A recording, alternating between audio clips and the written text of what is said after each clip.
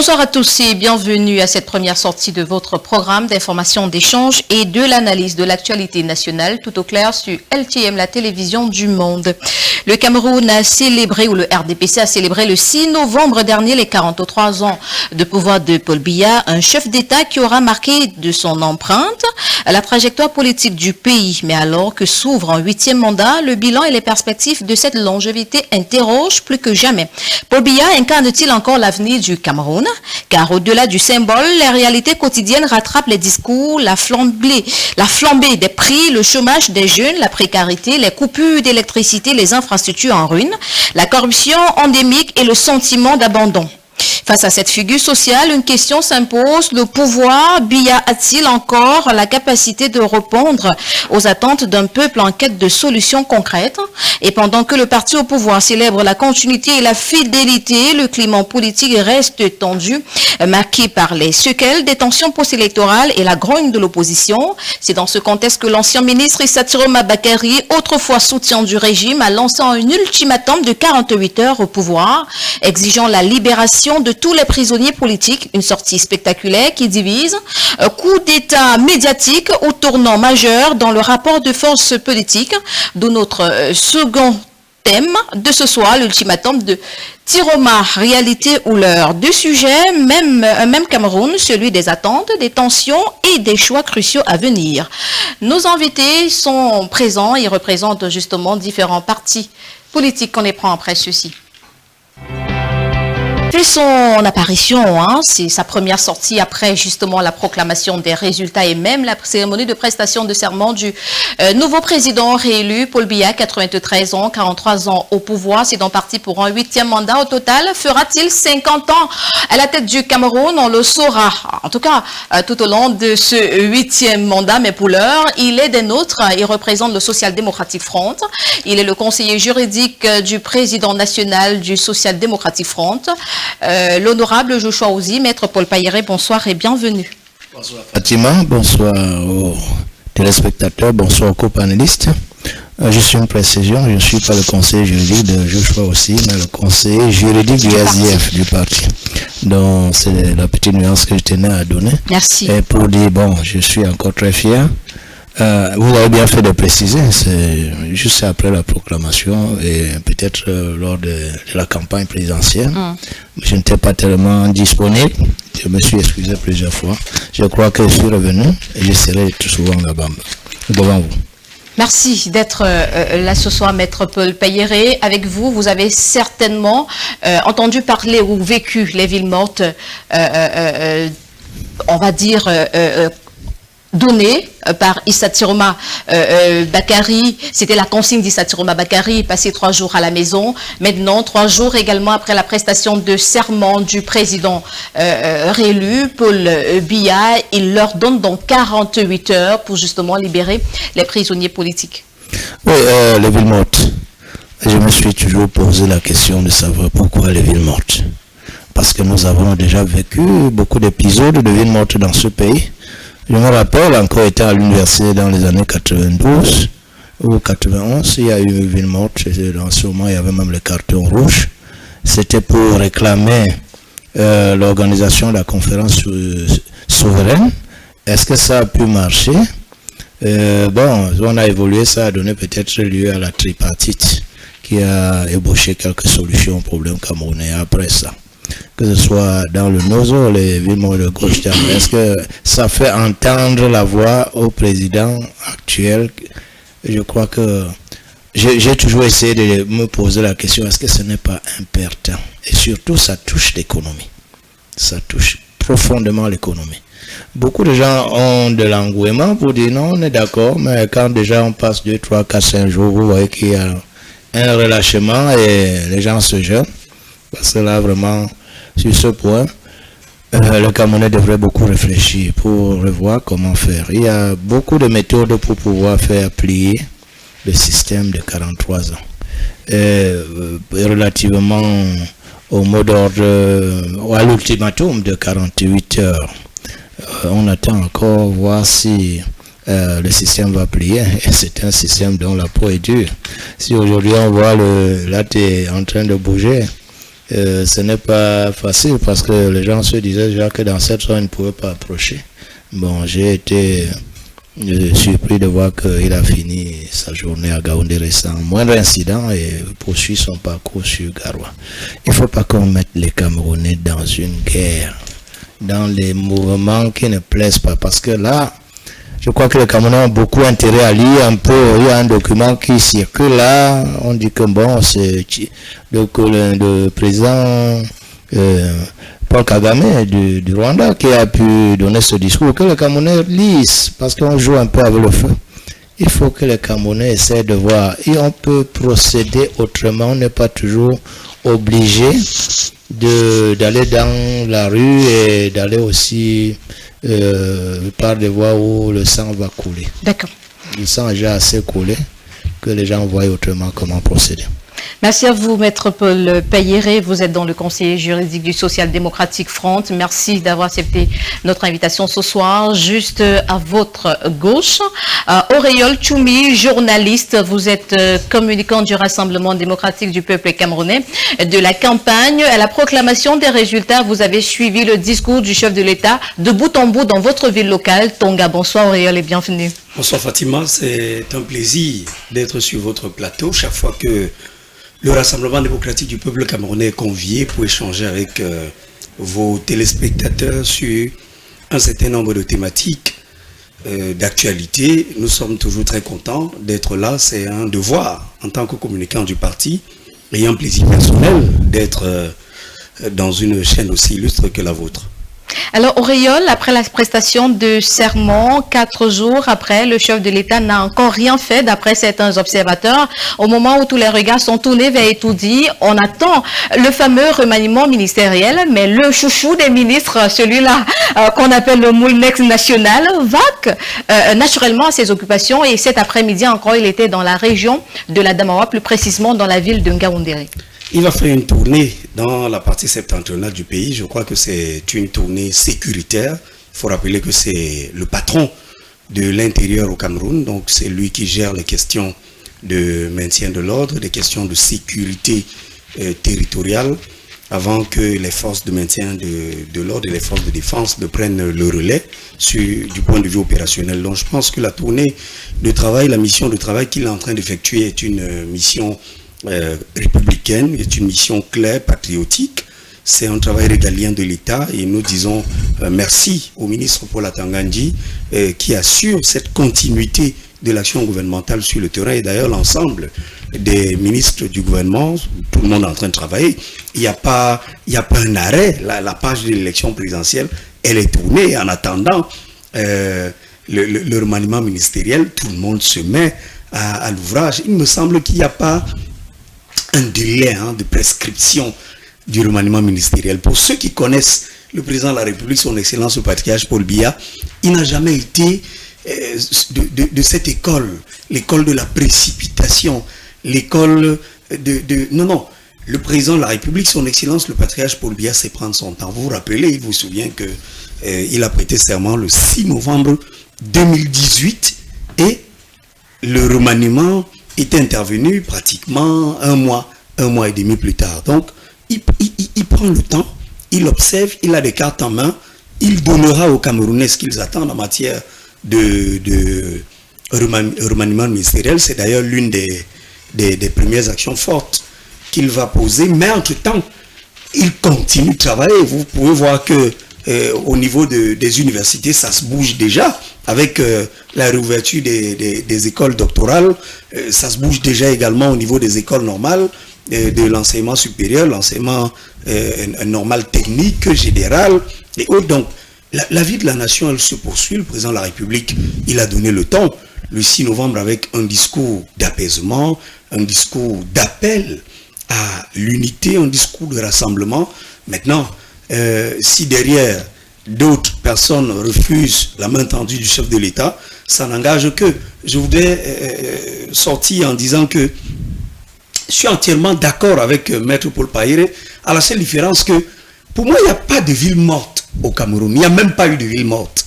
Pour ceux qui ont connu l'épisode 91-92, ce qu'on est en train de vivre aujourd'hui, ce n'est pas une décision de chaque Camerounais d'adhérer à une idéologie en courant, non.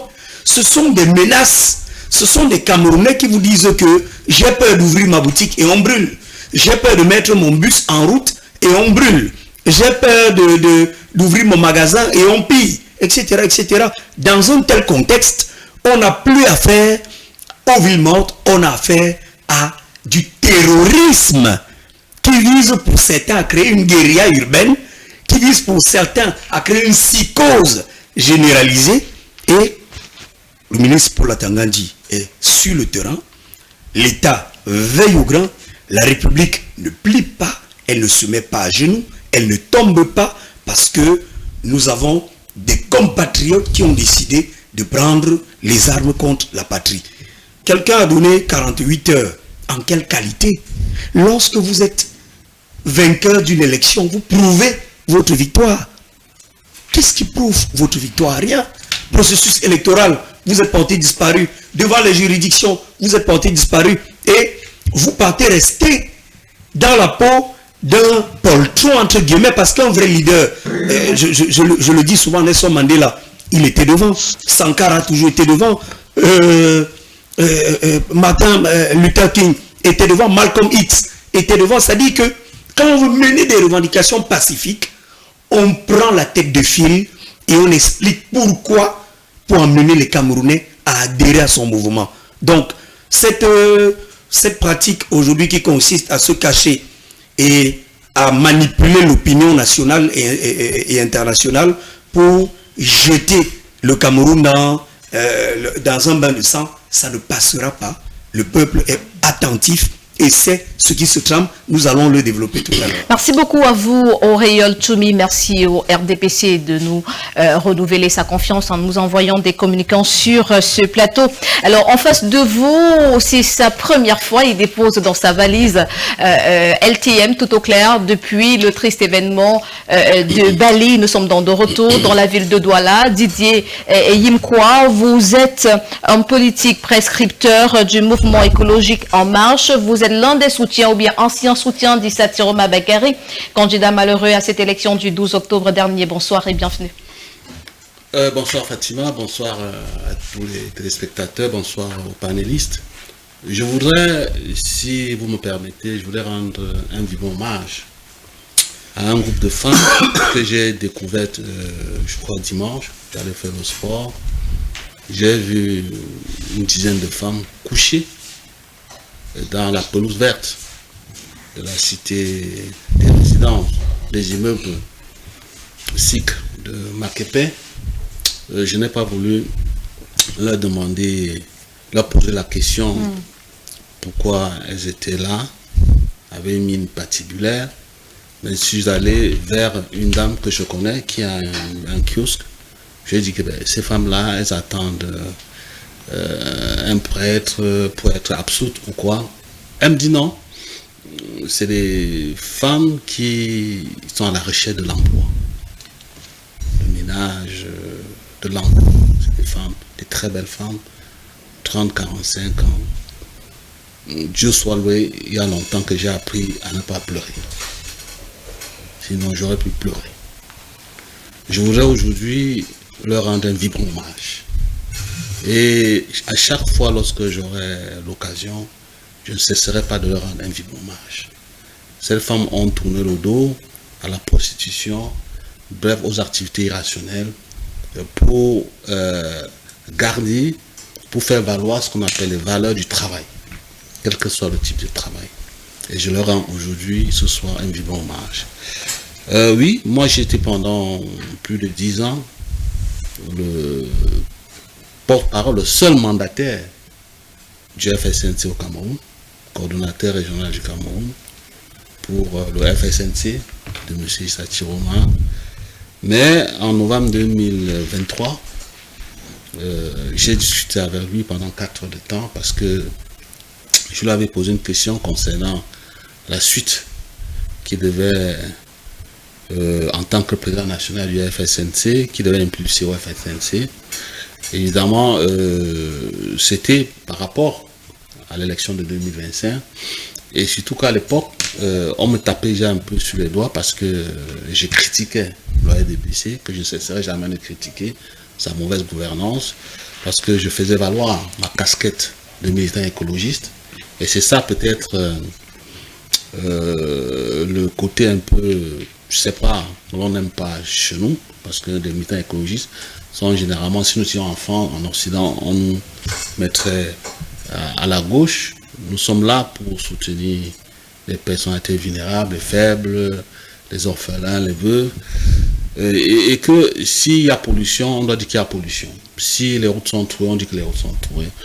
Donc, il m'a fait savoir qu'il a reçu quand même quelques plaintes de moi. Moi, j'ai dit, président, moi, je suis militant écologiste. Et par conséquent, si je n'ai pas une vision claire de ce que vous voulez faire du FNCC en 2025, je suis désolé, je suis obligé de partir et faire ce que je peux faire.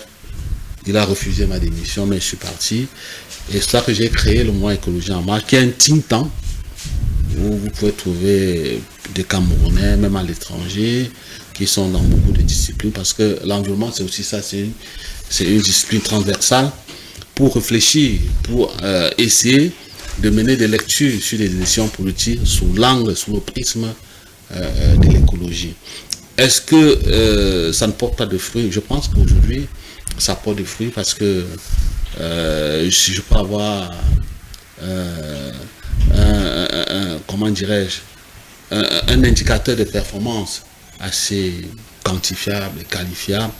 Par exemple, le nombre d'invitations des médias qui, chaque fois, nous invitent à parler des questions à parler des questions politiques sous le prisme de l'écologie. Et nous sommes, ça va vous paraître paradoxal, parce que nous jouons dans la vérité, dans la réalité. Nous sommes aujourd'hui presque les seuls qui avons eu le courage de porter les engagements du chef de l'État pris en 2015, en décembre 2015 à la COP21. Même son propre parti n'en parle pas, mais nous avons choisi de parler parce que nous sommes rendus compte que c'était des engagements pour le cadre de vie, pour revoir sur le plan positif l'amélioration du cadre de vie des Camerounais. Donc c'est toujours un plaisir de partager votre plateau. C'est une fois, j'espère qu'il y aura une deuxième fois.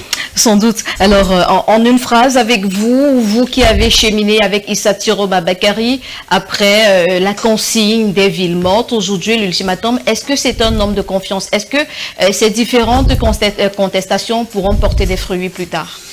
Moi, je peux m'amuser à regarder Tiroma sous trois angles.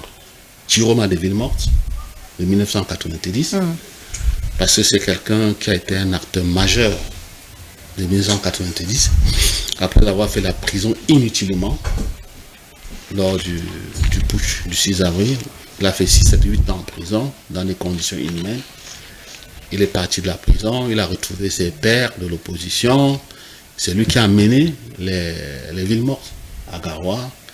Bon, après, il a accepté d'accompagner celui-là qui était autrefois son bourreau, je veux dire le chef de l'État. Il a accompagné loyalement, fidèlement. Ensuite, après les sorties du gouvernement, il est revenu, toujours très fidèle, parce que c'est aussi ça l'homme. Hein. Ce qui m'a frappé sur lui, c'est que ce soit en off ou bien en public, c'est quelqu'un de très loyal, très fidèle. Il a même tué, entre guillemets, le FSNC parce qu'il voulait soutenir uniquement Biya. Je prends un exemple sur moi. Plusieurs fois, il m'a dit, je ne vois pas de FSNC aller aux élections à Douala 2e, dans la commune de Douala 2e, parce que Denise Fampou, c'est ma fille. Ce qui m'a hérissé, je n'étais pas d'accord. Il m'a dit à Baranté, je ne souhaiterais pas que tu mènes des activités du FSNC à Baranté parce que Erignat est comme mon fils. Son papa, c'est mon père, et je sais, je l'ai vu, il appelle le président du Sénat papa, son épouse maman, et je lui ai demandé pourquoi toute cette vénération. Il m'a dit, sans ce monsieur, sans cette dame, j'aurais trépassé en prison. C'est grâce à ce couple-là que nous avions eu l'occasion de manger. Donc, pour dire qu'aujourd'hui, c'est Tiroma 3. Vraiment, si je vous dis ce qu'il est, après presque 2 ans éloigné de lui, je crois que je serai en train de fantasmer. Mais ce que je sais, c'est que c'est quelqu'un de très rusé, de malin, c'est un félin politique, c'est une bête politique. Personnellement, si j'étais du côté du groupe gouvernant, je ne m'attarderais pas sur Issa Chiroma, parce qu'il a gagné les élections, pas par adhésion, tout simplement parce que par sanction. Donc, le problème aujourd'hui, c'est qu'il y a un problème camerounais.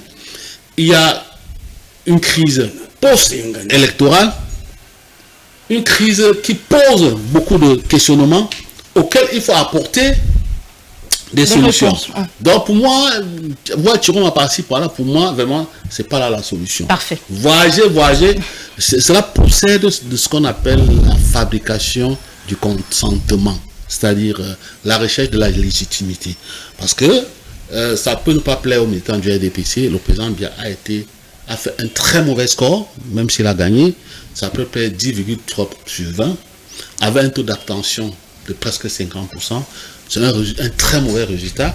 Et ce qu'il recherche, il est présent, les gars, c'est vrai, ce qu'il recherche aujourd'hui, évidemment, c'est la légitimité. C'est pour ça que ces ministres peuvent voyager. Mais là n'est pas la solution. On en parle dans la deuxième partie de cette émission. Le temps pour nous de prendre celui-là qui vient donc refermer ce panel et nous vient du Parti camerounais pour la réconciliation nationale. Jean-Marcel Loga, vous m'avez manqué, vous allez bien? Bonsoir, bienvenue. Bonsoir Fatima, bonsoir aux membres camerounais qui nous écoutent ce soir, bonsoir au Kurdistan et un bonsoir particulier à votre équipe technique. Troisième en 2018, troisième en 2025, décidément le chiffre 3 vous porte chance. Ben, c'est le vœu de Camerounais, c'est le vœu de Camerounais. Nous sommes allés à cette élection, nous avons préparé l'élection présidentielle de 2025, le 2 janvier 2019. Et nous y étions avec conviction, mais le peuple camerounais en a décidé autrement. Et nous sommes fiers de ce score et de ce pourcentage qui nous a été à tout en charge.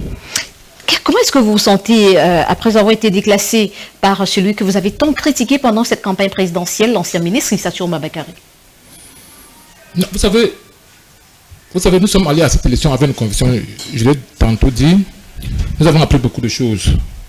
Nous avons appris beaucoup de choses parce que je peux vous rassurer sur ce plateau, et là c'est une exclusivité, que quand nous préparons cette élection présidentielle, nous nous rassurons que nous allons la gagner. Mais, chemin faisant, nous avons constaté qu'il y avait un mot d'ordre, en guillemets, de tout sauf Cabral. Et nous nous sommes posé la question, qu'avons-nous fait à ceux-là qui nous prônent cette haine, cette aigreur?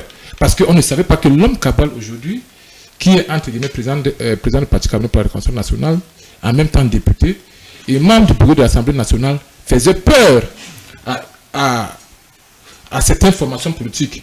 Et nous avons pris acte. Nous avons dit, nous allons continuer.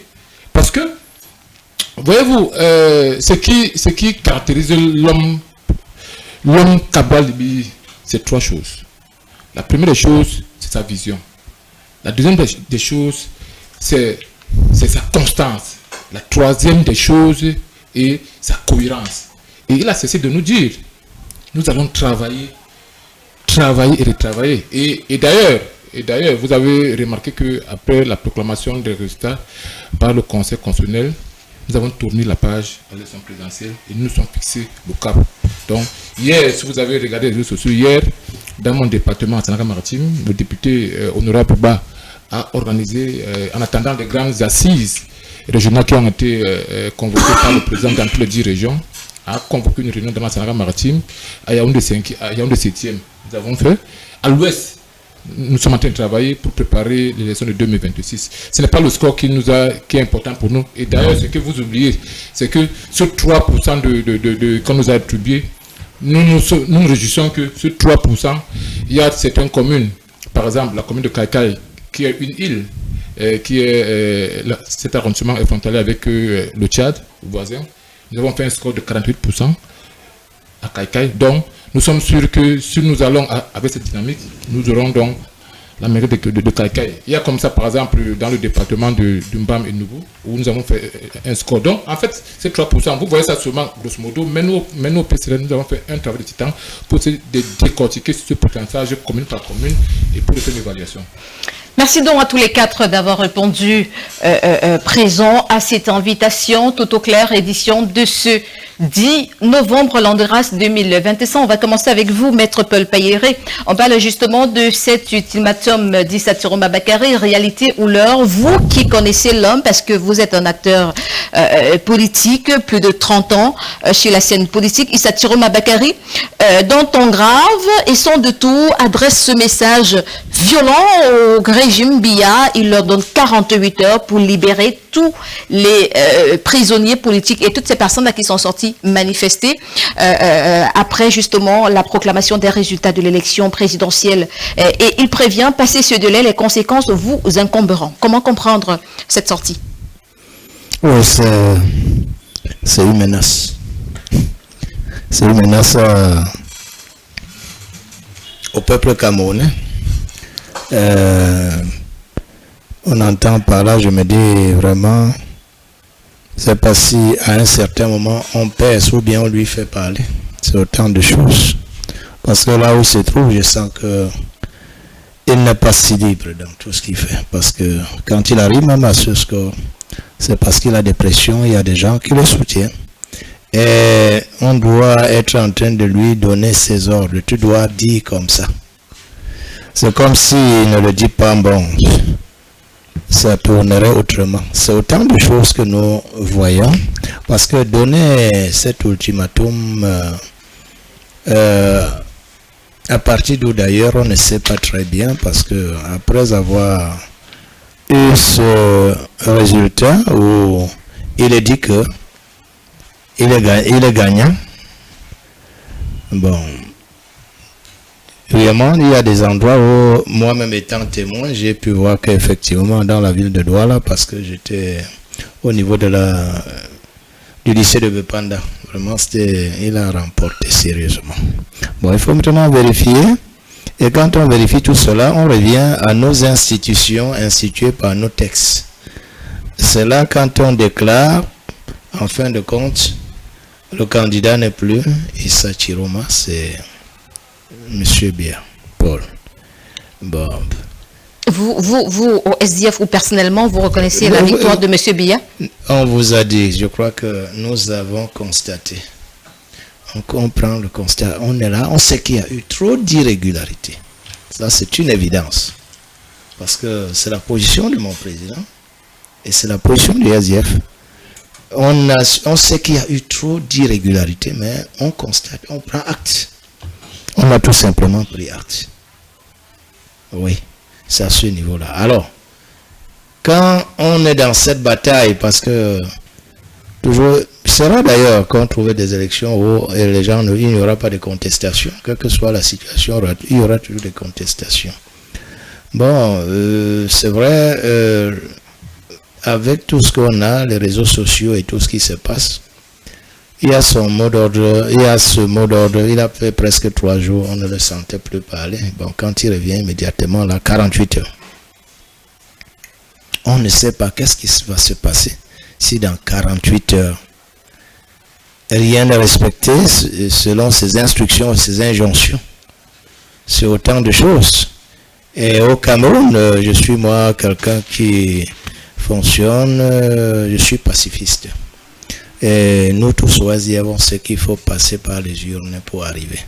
Parce que les autres voies, ça nous donnera beaucoup de fil à retordre.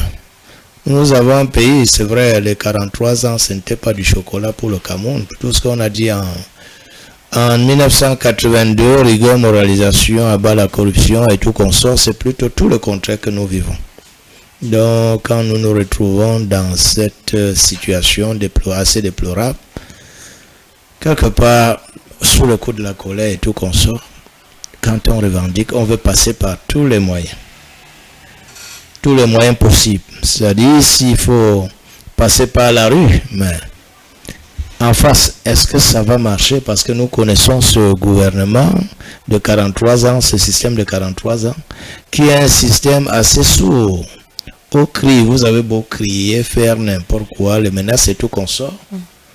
Le patriarche, comme dit, et c'est vraiment un patriarche, il reste lui de marbre. Pourquoi? Vous avez vu tous ces problèmes. Dans mes propos liminaires, j'ai parlé des villes mortes, que ça pouvait faire changer, plier. Il est resté souvent très égal à lui-même. Il est resté de marbre. Et par la suite, que ça évolue ou ça ne évolue pas, nous restons là où nous sommes. Dans le mot d'ordre, laissons voir qu'est-ce qu'il va dire après. Je ne sais pas si Odiotume et ces gens ont bien suivi cela, parce que si aujourd'hui le Cameroun tombe dans un clash, c'est entre ces factions-là. La faction qui se maintient et ne voudrait rien suivre, il est question que de temps en temps, donc, si le système en place qui a quand même eu ce résultat, qui a été déclaré élu, si cette faction comprend la voix du peuple, parce que vraiment, depuis 92, je crois que le RDPC n'a pas essuyé une, on peut dire défaite, même comme ce n'est pas la défaite, c'est-à-dire il a eu maille à partir.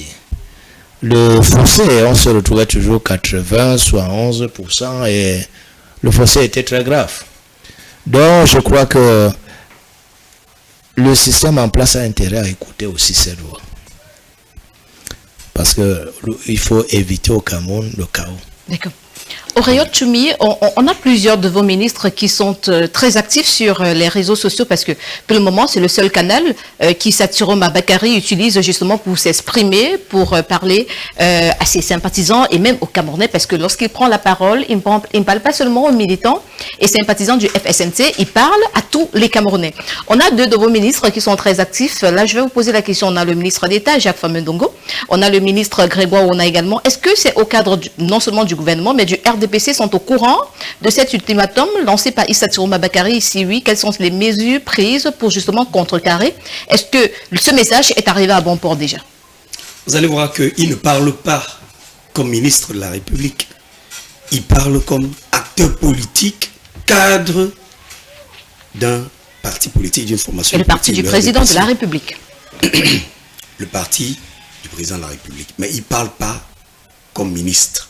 Quand vous regardez toutes les notes rendues publiques par le secrétaire à la communication du comité central du RDPC, c'est bien sur papier du RDPC, avec le sceau du RDPC. Ce n'est pas écrit ministre d'État, ministre de l'enseignement supérieur, chancelier des ordres académiques.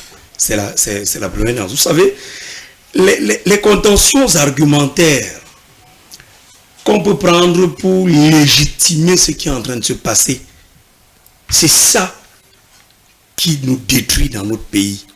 Je vous dis ce qu'il y a là dehors. Vous dites que M. Tiroma, il parle assez. Il a quel militant? Le FSNC a combien de militants? Il n'a pas de militants, on a quand même eu 35%. Il a quand même une base. Fatima, permettez que je déroule. Avec le déni. Le FSNC, M. Tiroma, je peux vous laisser mon temps de parole. Allez-y, Auréole. Voilà, je peux me taire jusqu'à la fin de l'émission.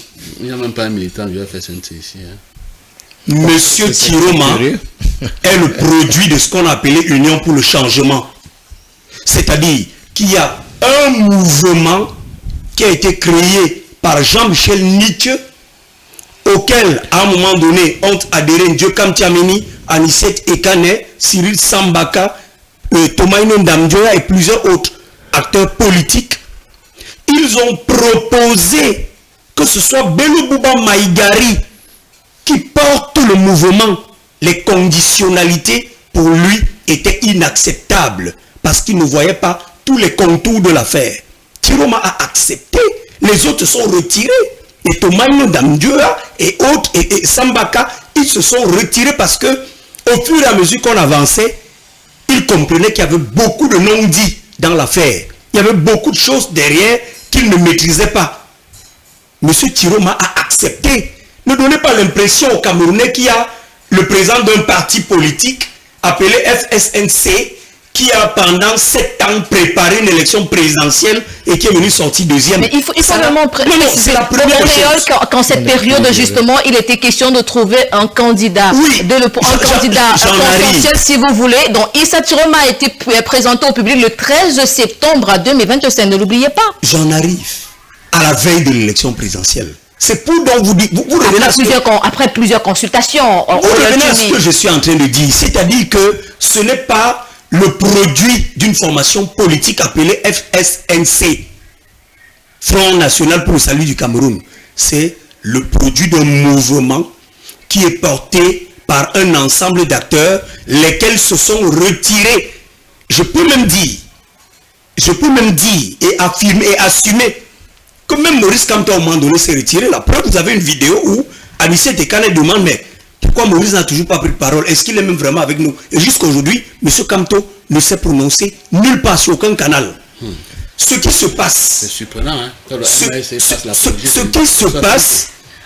Si vous appelez ça apologie, tout ce que vous voulez, ça vous engage. Mais pourquoi m'engage? On a ni le FCC, ni l'APC, ni le MRC. Nous avons des vidéos qui circulent où un certain nombre d'acteurs de la diaspora, notamment française, Calixte Béala, Paul Chouta, Narcisse Ndike, alias Zumanto, Boris Bertol, Valsero et autres, se sont regroupés, se sont unis, ont uni leurs forces et on dit que la théorie de l'apaisement ne marche pas avec eux. Vous avez une vidéo Zoom où les gars vous disent que aujourd'hui ils recrutent dans des quartiers des jeunes Camerounais, ils veulent 1000 par région. Ils sont prêts à financer, ils sont en train de mobiliser vous avez cette vidéo? 5 milliards. Mais bien sûr, la vidéo est là. Elle est postée sur quel canal, Auriol Tchoume? Mais sur toutes les pages Facebook. Vous croyez que la République, elle fonctionne comment? Ce qui est en train de se passer, quand ils vous disent que, vous avez lu ces gars quand ils vous ont dit, ce qui arrive c'est le nucléaire. C'est leur mot. Ce qui arrive c'est le nucléaire. Je vais vous dire ce qui arrive. Ils appelleront les Camerounais à faire une marche pacifique. Ils vont appeler ça pacifique. C'est-à-dire qu'ils veulent que les jeunes sortent. Ce n'est plus ville morte, hein. C'est maintenant que les jeunes sortent. Pourquoi? Parce que derrière, les personnes qu'ils ont déjà réussi à toucher, ils n'ont pas encore réussi à atteindre les 1000 par région. Les jeunes qu'ils ont déjà réussi à toucher, à radicaliser, à financer, auront pour mission d'attaquer des points névralgiques dans les villes.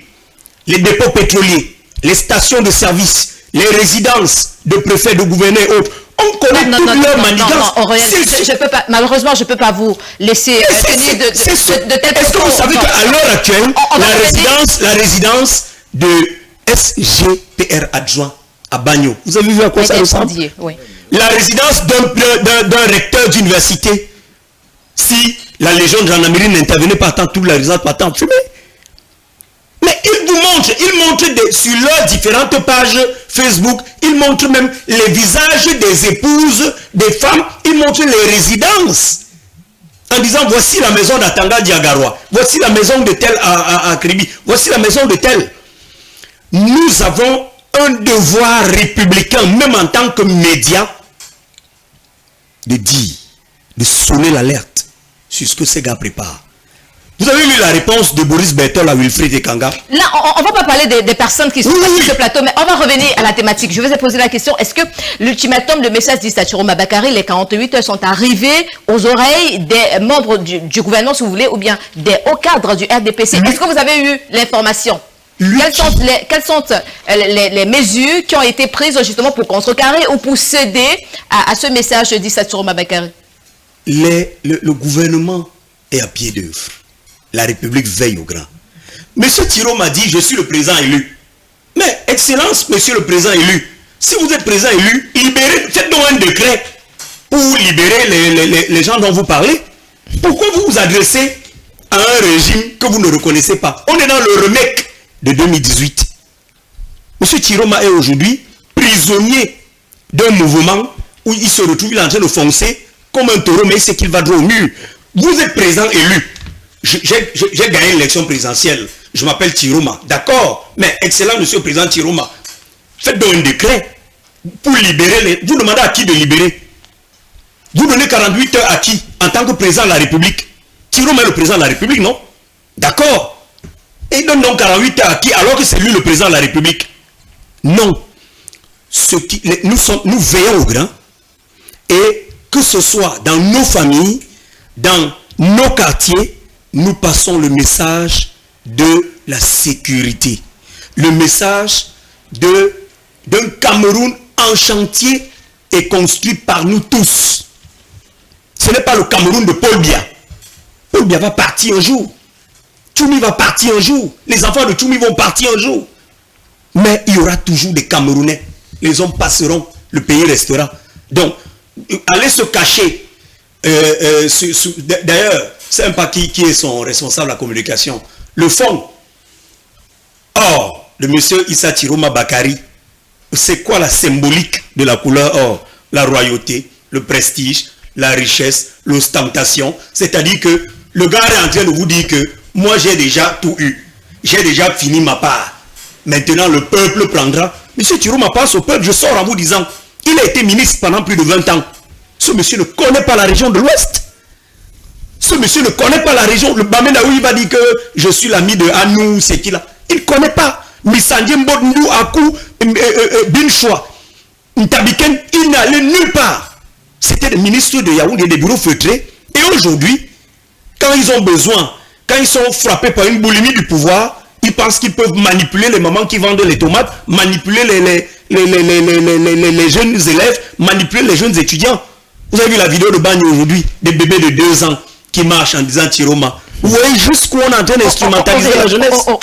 Alors, avec vous, Didier Yamkwa, Issa Tiroma Bakari précise qu'il n'agit ni pour ses intérêts personnels, ni pour un parti politique, mais il dit, je cite, il a pour seul objectif la libération du Cameroun et la restauration de la vérité parce que, d'après lui, la victoire du peuple aurait été volée par le régime en place. Mais j'ai envie de vous poser cette question, vous le connaissez très bien.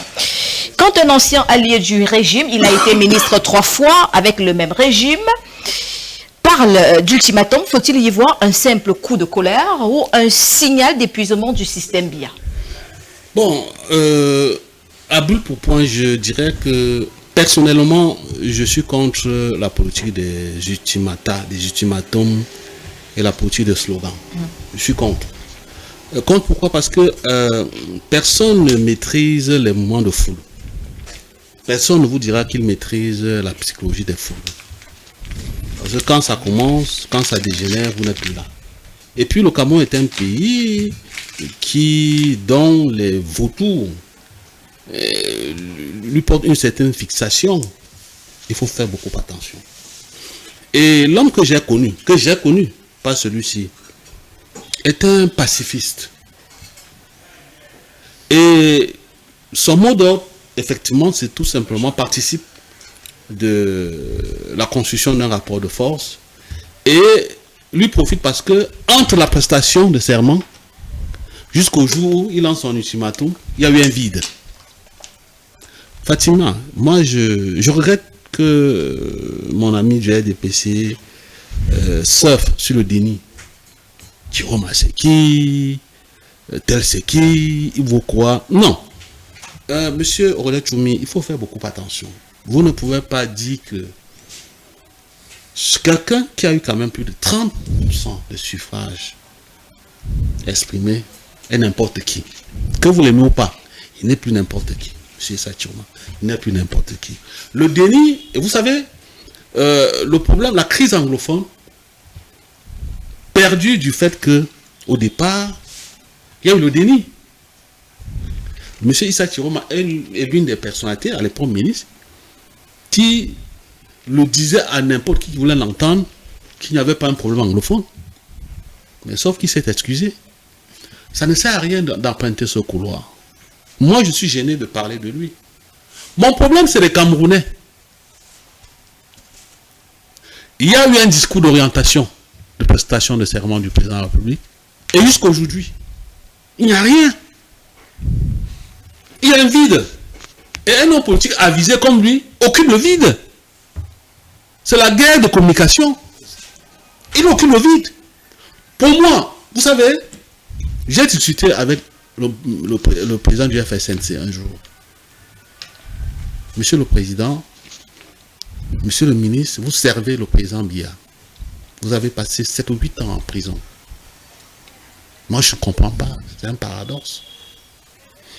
Il me dit, mon ami, parce qu'il me parle de tout, mon ami, dans la vie est faite de haut et de bas. L'essentiel, c'est de pardonner et avancer. Et moi, j'ai vu le président Issa Chiroma. Il avait un respect divin pour le chairman John Fundi. Il m'avait dit que Yimkwa, chaque fois que tu passeras sur un plateau de télé, en studio radio, si tu as l'occasion de rendre hommage à ce monsieur, il ne faut pas hésiter. Parce qu'en 92, au sommet de sa gloire, John Fundi, je passe sous le contrôle de Maître Payen, il a refusé. Il avait dit, je ne pataugerai pas dans le sang des Camerounais parce que je vais aller m'installer à Itoudi. Il a dit. Et c'est quelque chose qui est resté gravé en moi. Tout à fait. Le président Issa Chiroma me l'a toujours rappelé. Et il y a votre grand frère, confrère, Xavier Messé, qui avait produit un billet que j'ai lu. Le coup du 6 avril se passe le 6. On le prend, je crois, 8 jours après. Entre-temps, il a eu un échange. À l'époque, le directeur d'exploitation à la régie Fécam. Il a eu un échange avec Xavier Messé. Il dit à Xavier Messé, je ne comprends pas. Les Camerounais qui sont de nature pacifiste, qu'est-ce qui leur arrive? Et vous savez que il a passé 7 ans en prison, on l'a libéré pour faire non établi. Tu le sais. Moi, je pense que jusqu'à présent, je ne dirais pas qu'il est qui. Il vaut quoi? Je ne peux pas le dire. Parce que les partis politiques au Cameroun ne représentent rien. Il y a des études qui ont démontré que les partis politiques au Cameroun représentent moins de 10% de la population électorale, du corps électoral. C'est ce qu'on appelle les minorités agissantes. C'est la majorité silencieuse qui s'est exprimée le 12 octobre. Bon an, mal an, quelqu'un qui est arrivé deuxième avec 33% de suffrages exprimés, avec un taux d'abstention de 50%, vous ne pouvez pas le traiter à la légère.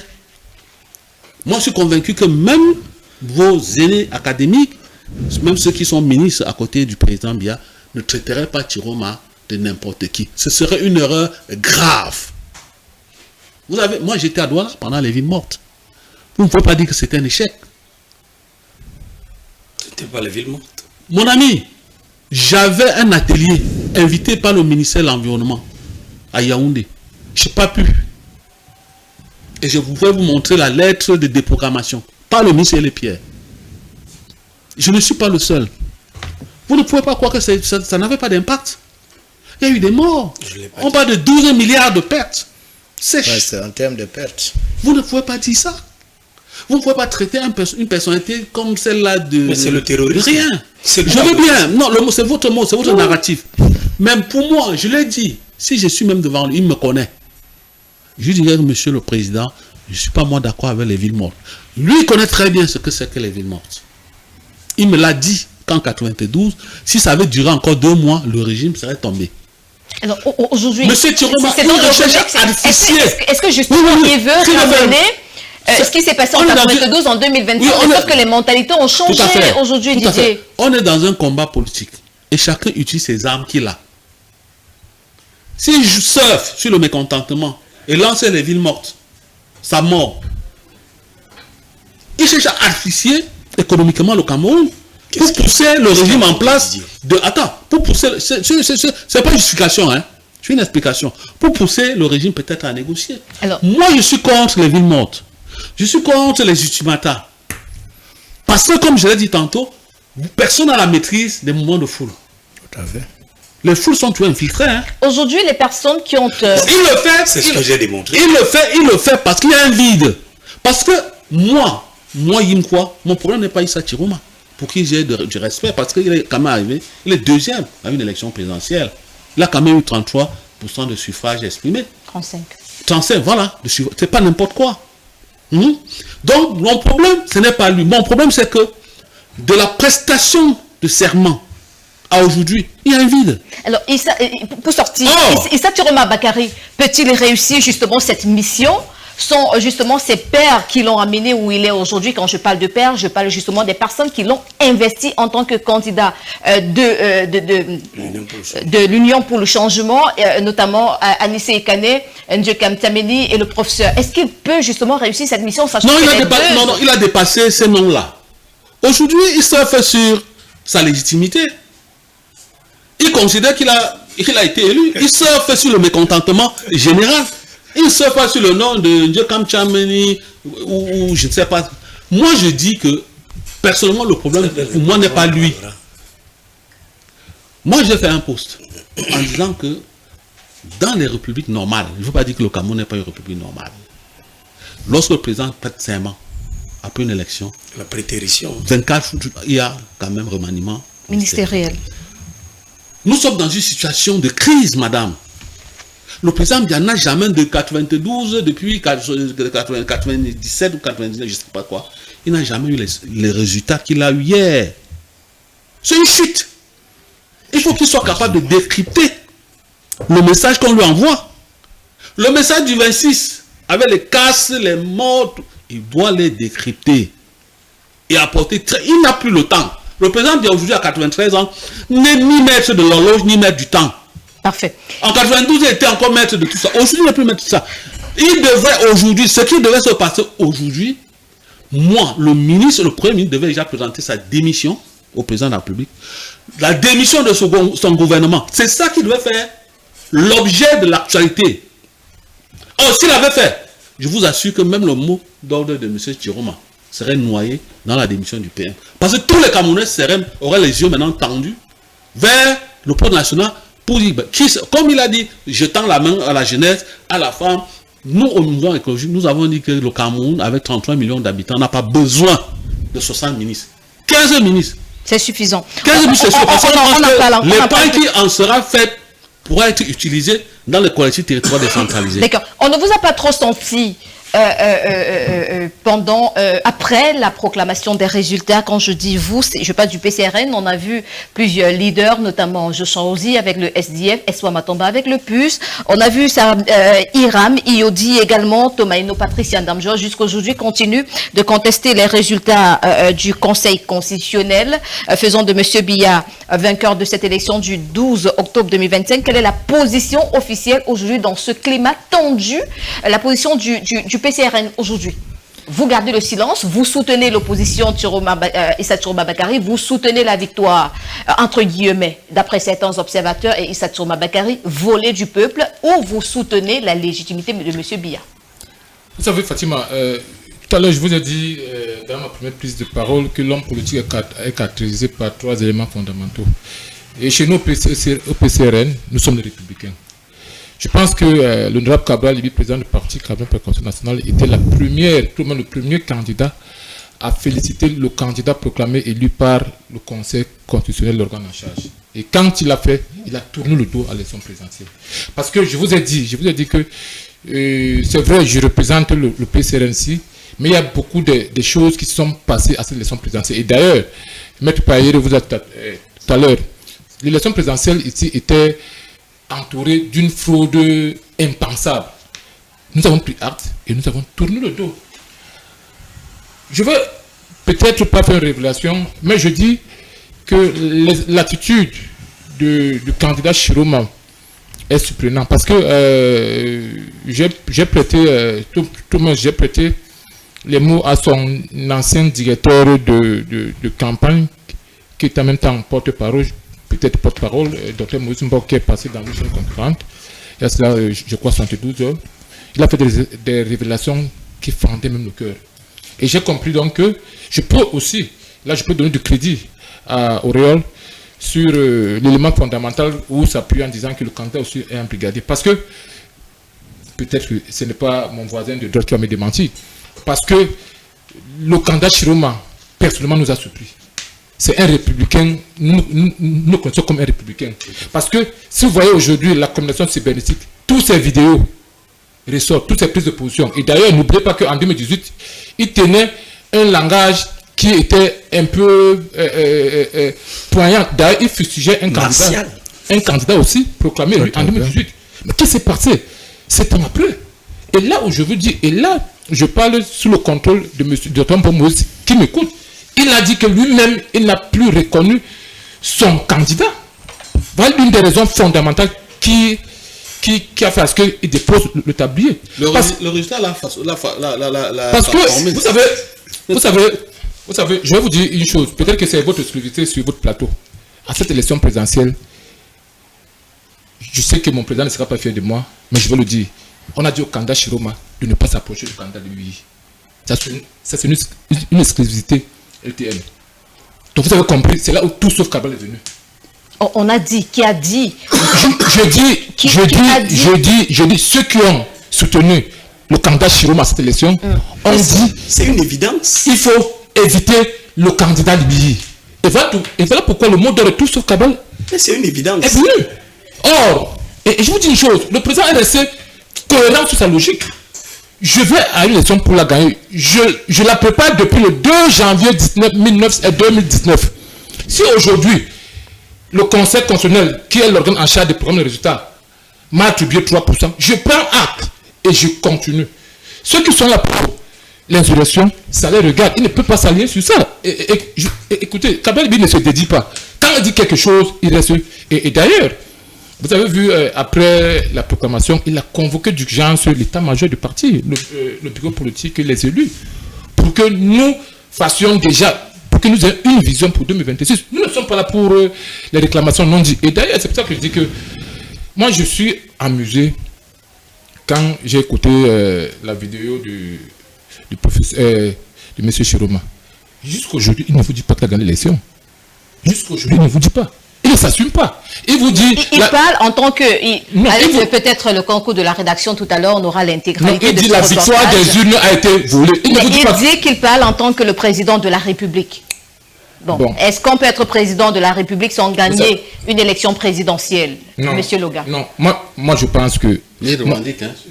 Moi je pense que le président Chiroma nous écoute, qu'il tourne la page, qu'il organise, qui prépare sereinement.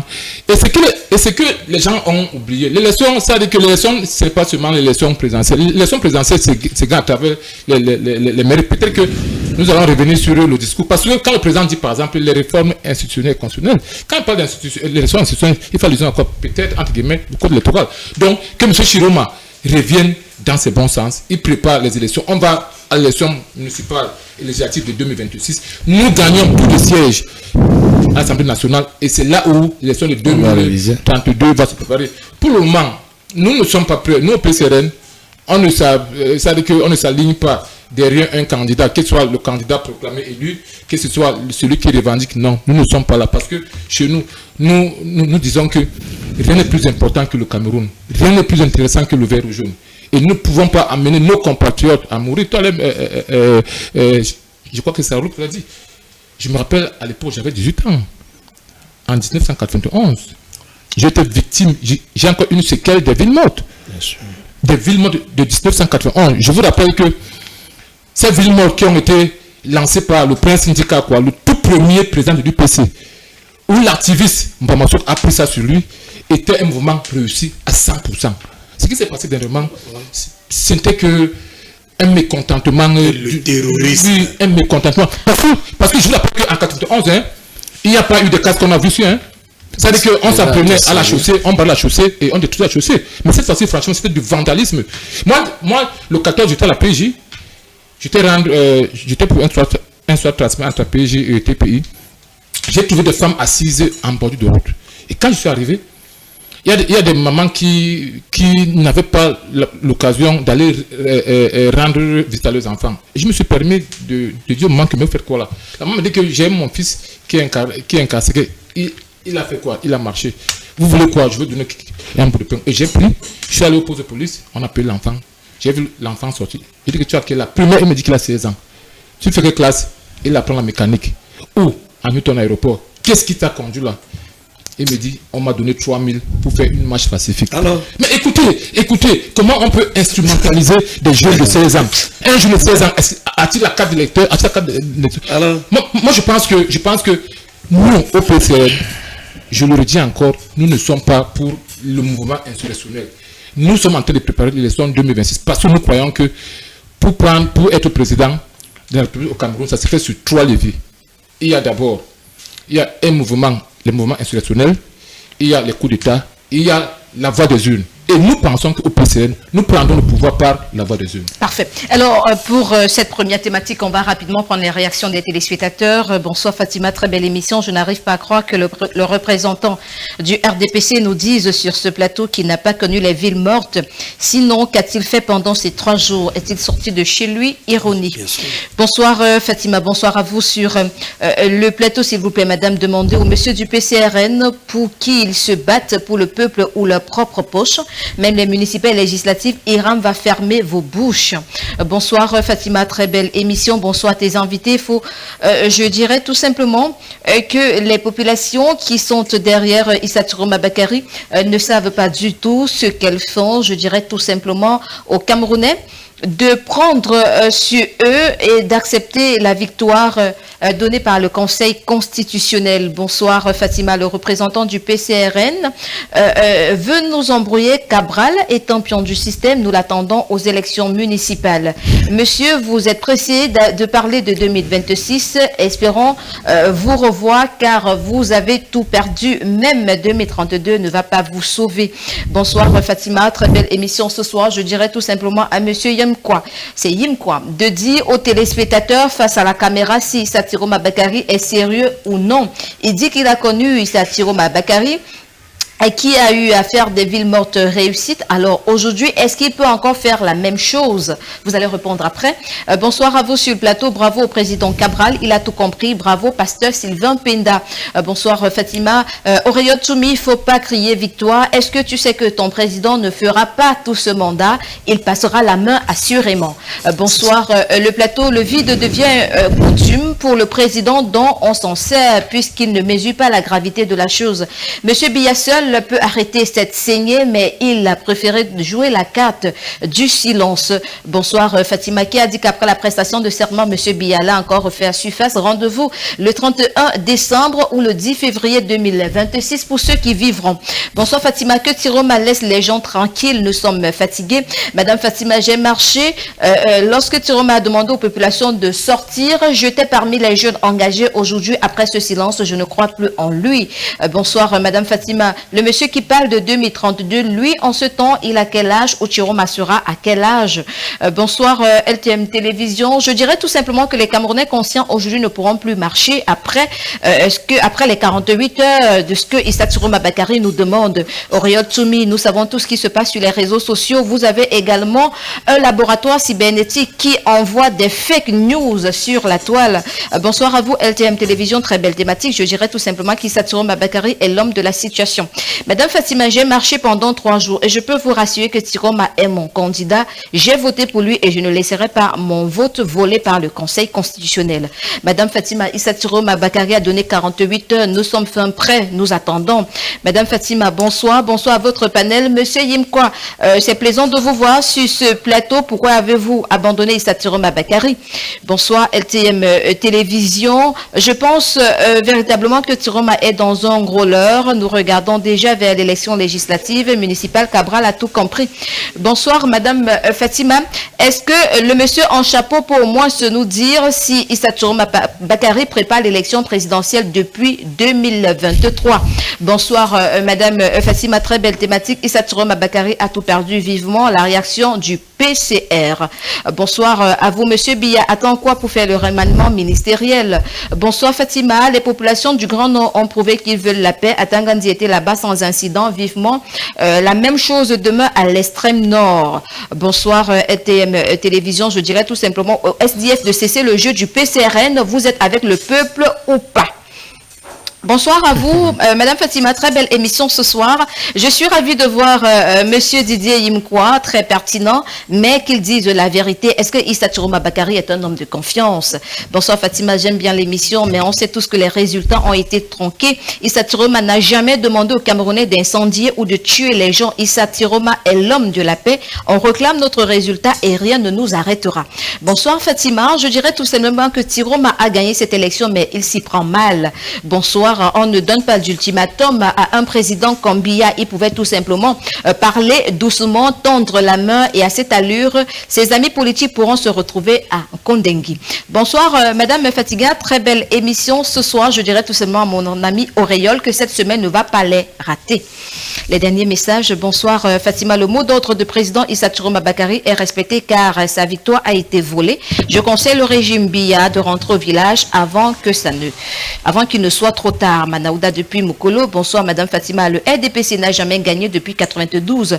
Oriol Choumi, je suis avec vous. Vous êtes un jeune brillant, mais travaillez encore en 2032. Vous serez peut-être ministre de la communication, qui le sait. Beaucoup de courage à vous. Bonsoir Fatima. Issa Chiroma Bakary n'a pas gagné cette élection qui laisse les Camerounais en paix. Madame Fatima, après la ville morte, 48 heures après, c'est quoi la suite? J'ai acheté 2 ignames l'autre jour à 3500. L'igname qu'on vendait à 1500 francs CFA. Finalement, qui bénéficie. Madame Fatima, bonsoir. Pourquoi Paul Biya ne peut pas se sacrifier pour son pays comme Nelson Mandela à 43 ans est largement suffisant pour céder la place à une autre personne? On commence avec vous ce dernier message. Monsieur Biya ne peut pas se sacrifier comme Nelson Mandela. 43 ans, c'est largement suffisant. Il est temps pour lui de passer la main. Évidemment, on sent la fatigue en le perd. Et aussi, le citoyen et le Camerounais ont besoin de changer un peu. Chacun change d'habit presque tous les jours. Au courant de la semaine, on saurait porter la même tenue. Non, on parle quand même de tout un pays, Maître Payéré. Oui, je sais. Mais est-ce que dans ce pays-là, il n'y a que ce patriarche pour pouvoir tenir le baroud? Parce que c'est tel que le peuple aujourd'hui se soulève à tous les niveaux jusqu'à la diaspora, parce que cette éternité au pouvoir, c'est quelque chose qui touche. Si aujourd'hui le RDPC a chuté de manière libre, et surtout quand on voit que le père lui-même, il est là, il part, mais il n'a plus ses forces d'antan. Il n'a plus les forces de 92. Les forces de 97, de 2004 et tout consort. Il a vraiment, il y a une fatigue qui se lit sur lui. C'est une vérité. Le peuple a voté, certes. C'est comme on parle du cas de Chiroma. Chiroma est sorti d'où? À moins 4 mois. Les gens ont travaillé sur le terrain depuis de lustre. Quelqu'un m'a interpellé là-bas pour dire que le SDF vous jouez le jeu du PCRN. Vous êtes avec le peuple. Je dis bien à ceux des spectateurs, le SDF, on dit au SDF, power to the people. Ça veut dire que le pouvoir est au peuple. Donc le SDF demeure avec le peuple. Et le SDF ne saurait jouer le jeu de quelqu'un.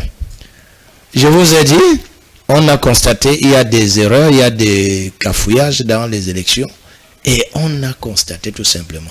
Et comme nous souhaitons passer par les urnes pour arriver au pouvoir, nous maintenons cela.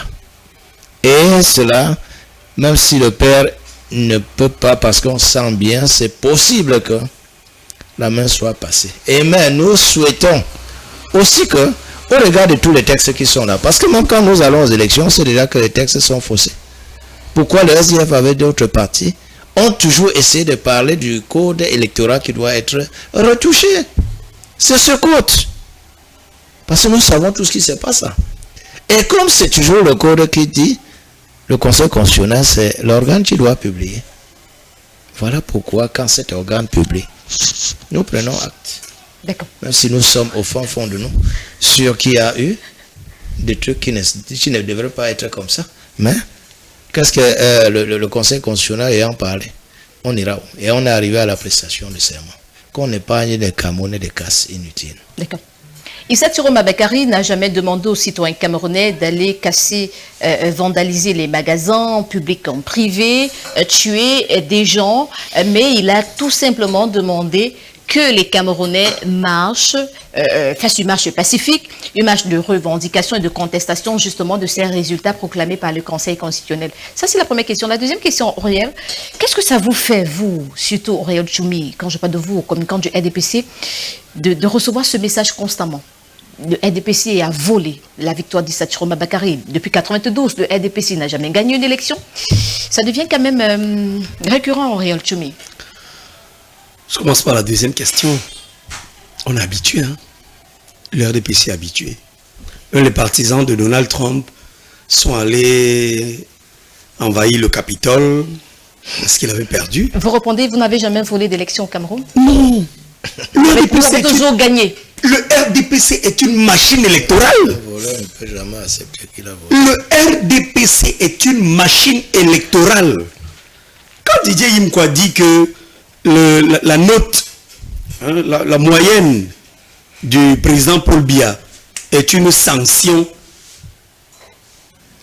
Didier, c'est en interne.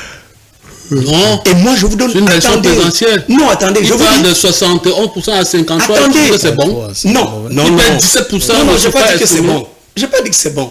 C'est très mauvais. Non, bien sûr. Voilà. Je vous dis donc que même en interne, ne pensez pas que nous ne faisons pas de remise en cause. Parce que quand vous prenez, il y a 4 millions d'électeurs sur les 8 inscrits. 4 millions de compatriotes qui sont allés voter. Quand vous prenez rien que les bureaux, les membres des bureaux de section, RDPC, sous-section, comité de base, cellule, sur l'étendue du territoire national, c'est plus de 3 millions de personnes. Donc en interne, nous avons également une remise en cause à faire pour comprendre ce qui ne va pas. Vous avez le résultat des bureaux de vote là où le président Biya a l'école publique de Bastos. Vous avez le résultat au quartier général. Mais bien sûr, Didier. Ça c'est des marqueurs. Attention à la manipulation. Je n'ai rien manipulé, c'est les chiffres. Je vous parle des chiffres officiels, hein. Mais je suis en train de vous dire. Chiffres qu'on captait au tableau. Didier, c'est mon temps de parole. Je suis en train de vous dire. Non, je voudrais pas ce que vous avez dit. Il faut raconter n'importe quoi pour les spectateurs. Du tout. Voilà. Mais vous dites que le marqueur montre qu'il y a un problème. Et je vous donne raison en vous disant que même en interne, nous prenons comme... Sauf que vous ne me comprenez pas. Non, je vous comprends maintenant.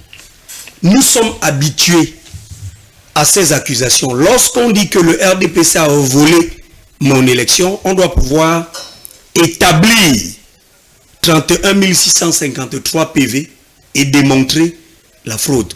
Mais lorsque, même sur nos propres PV, nous nous retrouvons à les manipuler, c'est-à-dire nous créons une plateforme sur laquelle nous envoyons des PV, à un moment donné on supprime pour renvoyer d'autres, il y a de la manipulation. Alors, deuxième question rapidement, on prend la deuxième thématique, Auréole.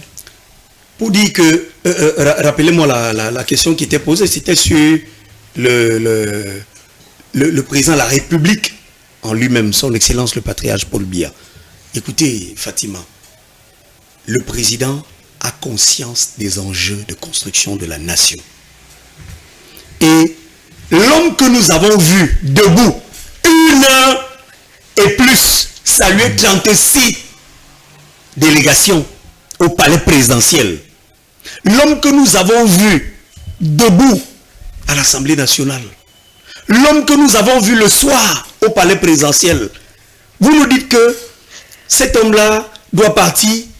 Quel est l'article constitutionnel qui dit que parce que Choumi est âgé de, il ne devrait pas être président de la République? Non, ça n'existe pas. Ne créons rien du tout. Rassurons les Camerounais que jusqu'ici, l'élection, la page de l'élection présidentielle est tournée et nous avons des institutions fonctionnelles. Monsieur Issa Chiroma Bakary, à la main tendue du président de la République, son Excellence, le Patriarche Paul Biya, libre à lui de la prendre. Mais s'il ne la prend pas, il sera seul à assumer. Je sors en disant que... Non, on a plus de temps, rapidement. On a plus de temps, peut-être dans la deuxième partie. Auréole, s'il te plaît. Alors, avec vous, Didier, vous avez connu Issa Touré Mabakary. Ça, c'est la question de plusieurs téléspectateurs. Est-ce qu'on peut croire en Issa Touré Mabakary? Est-ce qu'on peut prendre le risque d'un mot d'ordre, peut-être après les 48 heures, et se dit, cette fois-ci, ça sera la bonne, parce que, d'après certains téléspectateurs, d'autres sont allés dans la rue, ils ont marché, ils ont manifesté, comme l'a demandé le président, mais après, c'était silence radio, on n'a pas eu de véritables résultats. Est-ce qu'on peut croire en cet homme? Vous savez, moi, j'ai beaucoup appris auprès de ce monsieur. Il m'a toujours dit qu'il faut faire attention avec les hommes politiques. Parce que les hommes politiques ont toujours deux agendas. Il y a un agenda privé que personne ne maîtrise. Il y a un agenda public. Or, ce qu'il vous présente, c'est l'agenda public. Mais il a son agenda privé. Il a ses passerelles avec d'autres acteurs que vous ne maîtrisez pas. Fatima, si je vous dis aujourd'hui que je connais Issa Chiroma, ce serait un peu prétentieux. Je ne peux pas. Mais il y a... Vous ne reconnaissez plus l'homme? Pas que je ne reconnais pas. Aujourd'hui, je suis parti, il y a 2023. Ça fait 2 ans. À l'époque, il était ministre. Vous savez que l'homme c'est comme l'eau change de couleur en fonction de la couleur du récipient. Aujourd'hui, il se réclame président de la République. Donc, il a subi une certaine transfiguration, certaine transformation. Ce n'est plus Chiroma que moi j'ai connu. Vous comprenez? Donc, mais il y a un téléspectateur qui a posé... vous a dit, est-ce que Touré Mabakary prépare cette élection depuis 2023, lorsque vous êtes encore avec lui? Oui, je vais vous dire pourquoi. Même étant ministre, je voudrais dire à ceux qui parlent, je voudrais dire qu'une élection présidentielle se prépare d'abord spirituellement. C'est pas... Même une élection de la mairie, on se prépare d'abord, spirituellement, personnellement. On se pose des questions. Est-ce que je suis en mesure de gérer un pays comme le Cameroun? Didier. Avec qui je peux le faire?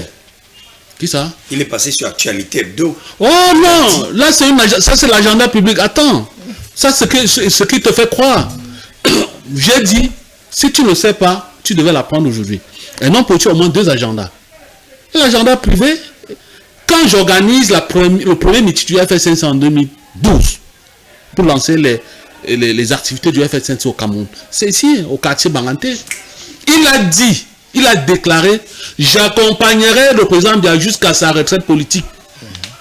Ailleurs, il est même monté d'un cran. Il a dit, je l'accompagne jusqu'à sa mort politique. Jusqu'à sa mort. Mais c'est ça. Donc ça, c'était son agenda public. Ça, c'est l'agenda public.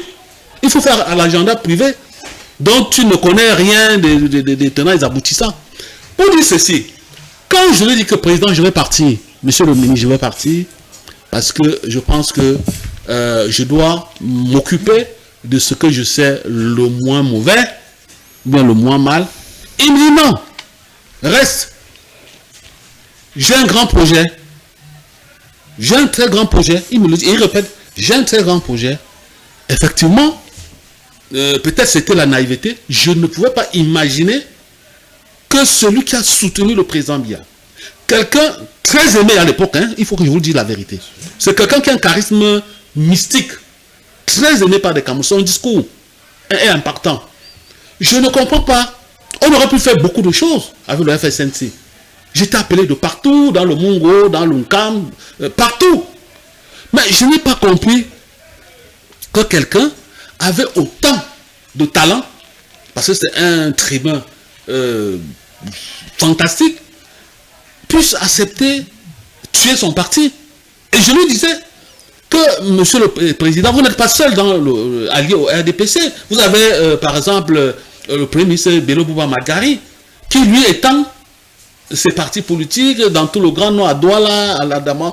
Il me dit non, là, je soutiens le président Biya, je soutiens ceci. Il était très fidèle. Donc, il était très fidèle, très loyal. Et c'est une leçon en politique.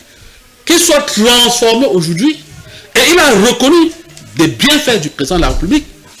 Il a reconnu des bienfaits du président de la République. Vraiment... Donc aujourd'hui, il sait pourquoi, il a ses ambitions. Vous avez qu'un téléspectateur m'a posé la question, à savoir si les villes mortes de M. Issa Chiroma peuvent passer. Si je fais une petite comparaison rapidement. Dans les années 80, dans les années 92, les villes mortes n'étaient pas organisées par une seule personne. Il y avait toute une structure bien organisée. C'est-à-dire la coordination des associations, des partis politiques. Et à chaque marche, il y avait les leaders qui étaient en tête.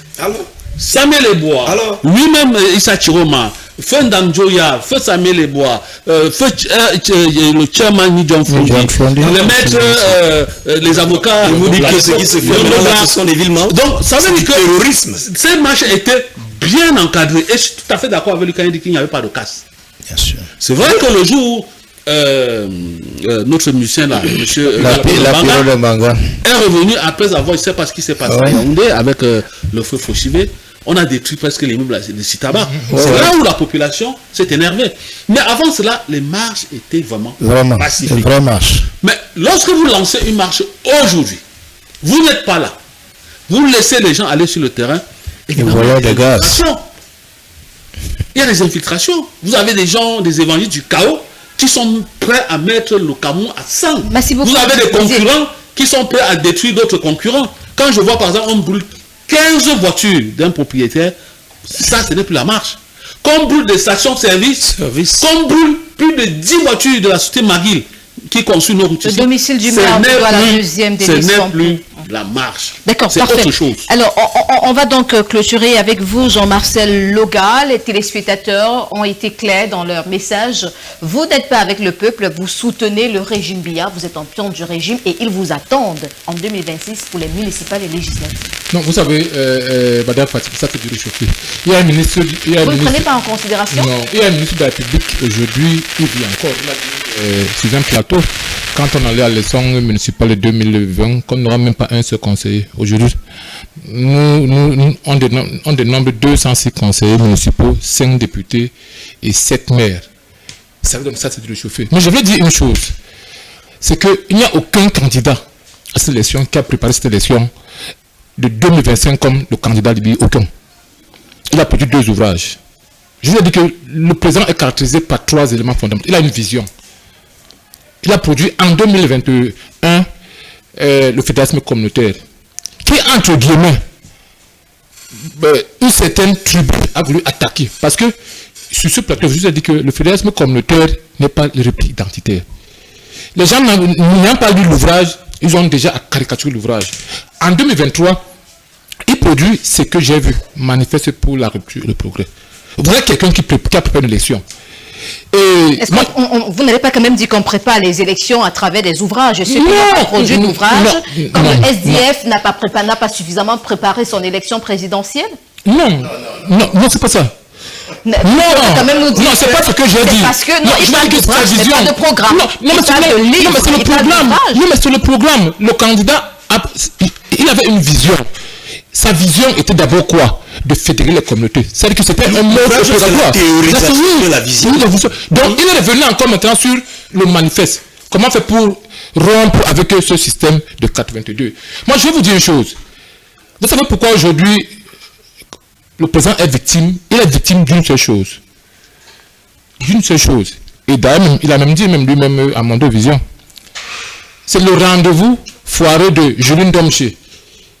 Entre, comment je peux dire, le facilitateur qui était Julien Domché, votre confrère, le professeur Kamto, et c'était en 2018. Quand le président a dit, je ne peux pas d'une manière ostentatoire, m'allier derrière un candidat. Ça se négocie, ça se parle et ça se conclut. Et depuis ce jour, je vous dis que M. Libye a été la chasse de tout. D'ailleurs, je vous dis, on a la caïcaï pendant c'était pendant la période de pré-campagne. Monsieur Loga, vous n'allez pas même nous ramener à... Non, je vous dis... L'élection est passée... Non, je vous dis pourquoi vos téléspectateurs peuvent se permettre de dire que non, il n'a jamais été un allié de l'épidémie. Je parle quand même de cette élection. On a vu des leaders politiques faire des sorties, mais Cabral Libye est resté silencieux. Mais attends, qu'il s'agit. Mais écoutez, je vous ai dit, le premier candidat a félicité... Non, 2 heures. Tout premier. Le tout premier. Non, même pas 2 heures. 1 heure après la proclamation des résultats. C'est tout premier. Il a dit, il a fait un communiqué. Et le tout premier a présenté une vision, un projet de société. Il a dit, après la proclamation, quelques minutes après, il a fait une sortie. Il a dit, je prends acte. Et je continue tout simplement. Mais est-ce que le fait de ne maintenant plus parler... Est-ce que Cabral Libye est au courant ou il était au courant des manifestations post-électorales, des tensions dans plusieurs villes du pays? Il est au courant? Mais écoutez, c'est un Cameroun. Mais écoutez, il vit au Cameroun. Il vit à Yaoundé. Il a pris la parole? Il s'est exprimé? Attends, vous voulez qu'ils disent quoi? Vous voulez qu'ils disent quoi? Parce que les Camerounais ont fait un choix. Vous voulez qu'ils disent quoi? Quand vous dites que vous choisissez... Peut-être appeler les Camerounais à la retenue. Non, Peut-être appeler les Camerounais à la retenue. Non, écoutez, quand vous dites que vous faites un choix, et votre choix c'est le bon diable. Mais écoutez, chez nous, ambassadeurs, on dit quand vous dessinez le diable, il finit par apparaître. Donc le président, il a dit, je dis encore, il a tourné le dos. Maintenant, les Camerounais ont fait un choix. S'ils veulent respecter le mot d'ordre, ça les engage. Mais chez nous, c'est pas les Camerounais, hein, c'est pas les Camerounais. Parfait. On prend dans la deuxième thématique, il nous reste pratiquement 30 minutes.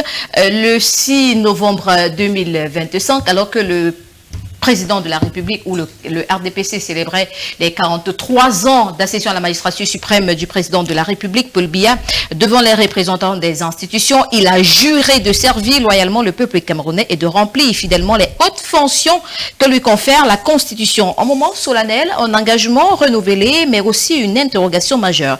Après plus de 4 décennies de pouvoir, que signifie encore ce serment pour les Camerounais aujourd'hui? Car si le président promet de servir le pays, il traverse une période de fortes attentes. La jeunesse réclame des emplois et des perspectives d'avenir. Les ménages font face à la vie chère et la précarité. Les enseignants, les fonctionnaires, les travailleurs dénoncent des arriérés de salaire et la cherté des produits de base. Auréole, Tchoumi, les régions en crise demandent plus de justice, de sécurité et de dialogue. Alors dans ce contexte, le serment de Paul Biya résonne comme une promesse à double lecture. Premièrement, pour ses partisans, c'est la preuve que continuité au service de la stabilité nationale. Pour ses détracteurs, c'est le symbole d'un système qui se maintient son véritable renouveau politique. Au-delà des mots et des cérémonies que vaut encore la parole de l'État. Et surtout, Paul Biya, en jurant de servir la nation, parle-t-il d'un service tourné vers l'avenir ou d'un serment qui s'inscrit dans la nostalgie du passé? C'est donc la grande interrogation de cette deuxième partie. On va commencer avec vous, Maître Paul Payéré. En une phrase, comment analysez-vous cette phrase de M. Paul Biya, Aïdou Sossoir? Oui, Aïdou Sossoir, c'est le terme pour prêter serment. Et le jure. Il a toujours juré. Je crois que c'était la 8e fois qu'il jurait. Il a juré depuis première, deuxième, troisième, quatrième, cinquième, 6e fois. Est-ce que le Cameroun a beaucoup grandi? C'est la question qu'on se pose. En 43 ans, qu'est-ce qu'on a pu faire?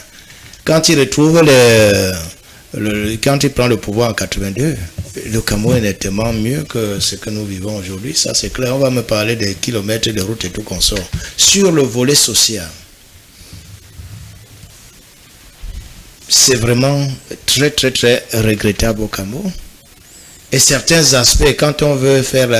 on va dire que non, il y a eu des universités, il y avait une seule université, il y a beaucoup. La population augmente. Est-ce que cette population vit vraiment, ne serait-ce qu'un peu de manière acceptable? Nous disons vraiment, avec le chômage envahissant et tout ce que nous vivons aujourd'hui, il a juré, nous allons seulement le voir à l'œuvre. On ne peut pas déjà dire que c'est déjà acquis, parce que plusieurs fois il a fait cela, ce n'était pas un acquis. Par la suite, on a pu vivre de manière très difficile, dénoncer tout cela, sans qu'il y ait de grandes réformes. Bon, on peut toujours dire peut-être, quand on devient vieux, on devient plus sage, je ne sais pas. Aujourd'hui, à 93 ans, il a juré, il a dit qu'il a pris en considération tout ce qu'il a vécu depuis 43 ans. Laissons voir.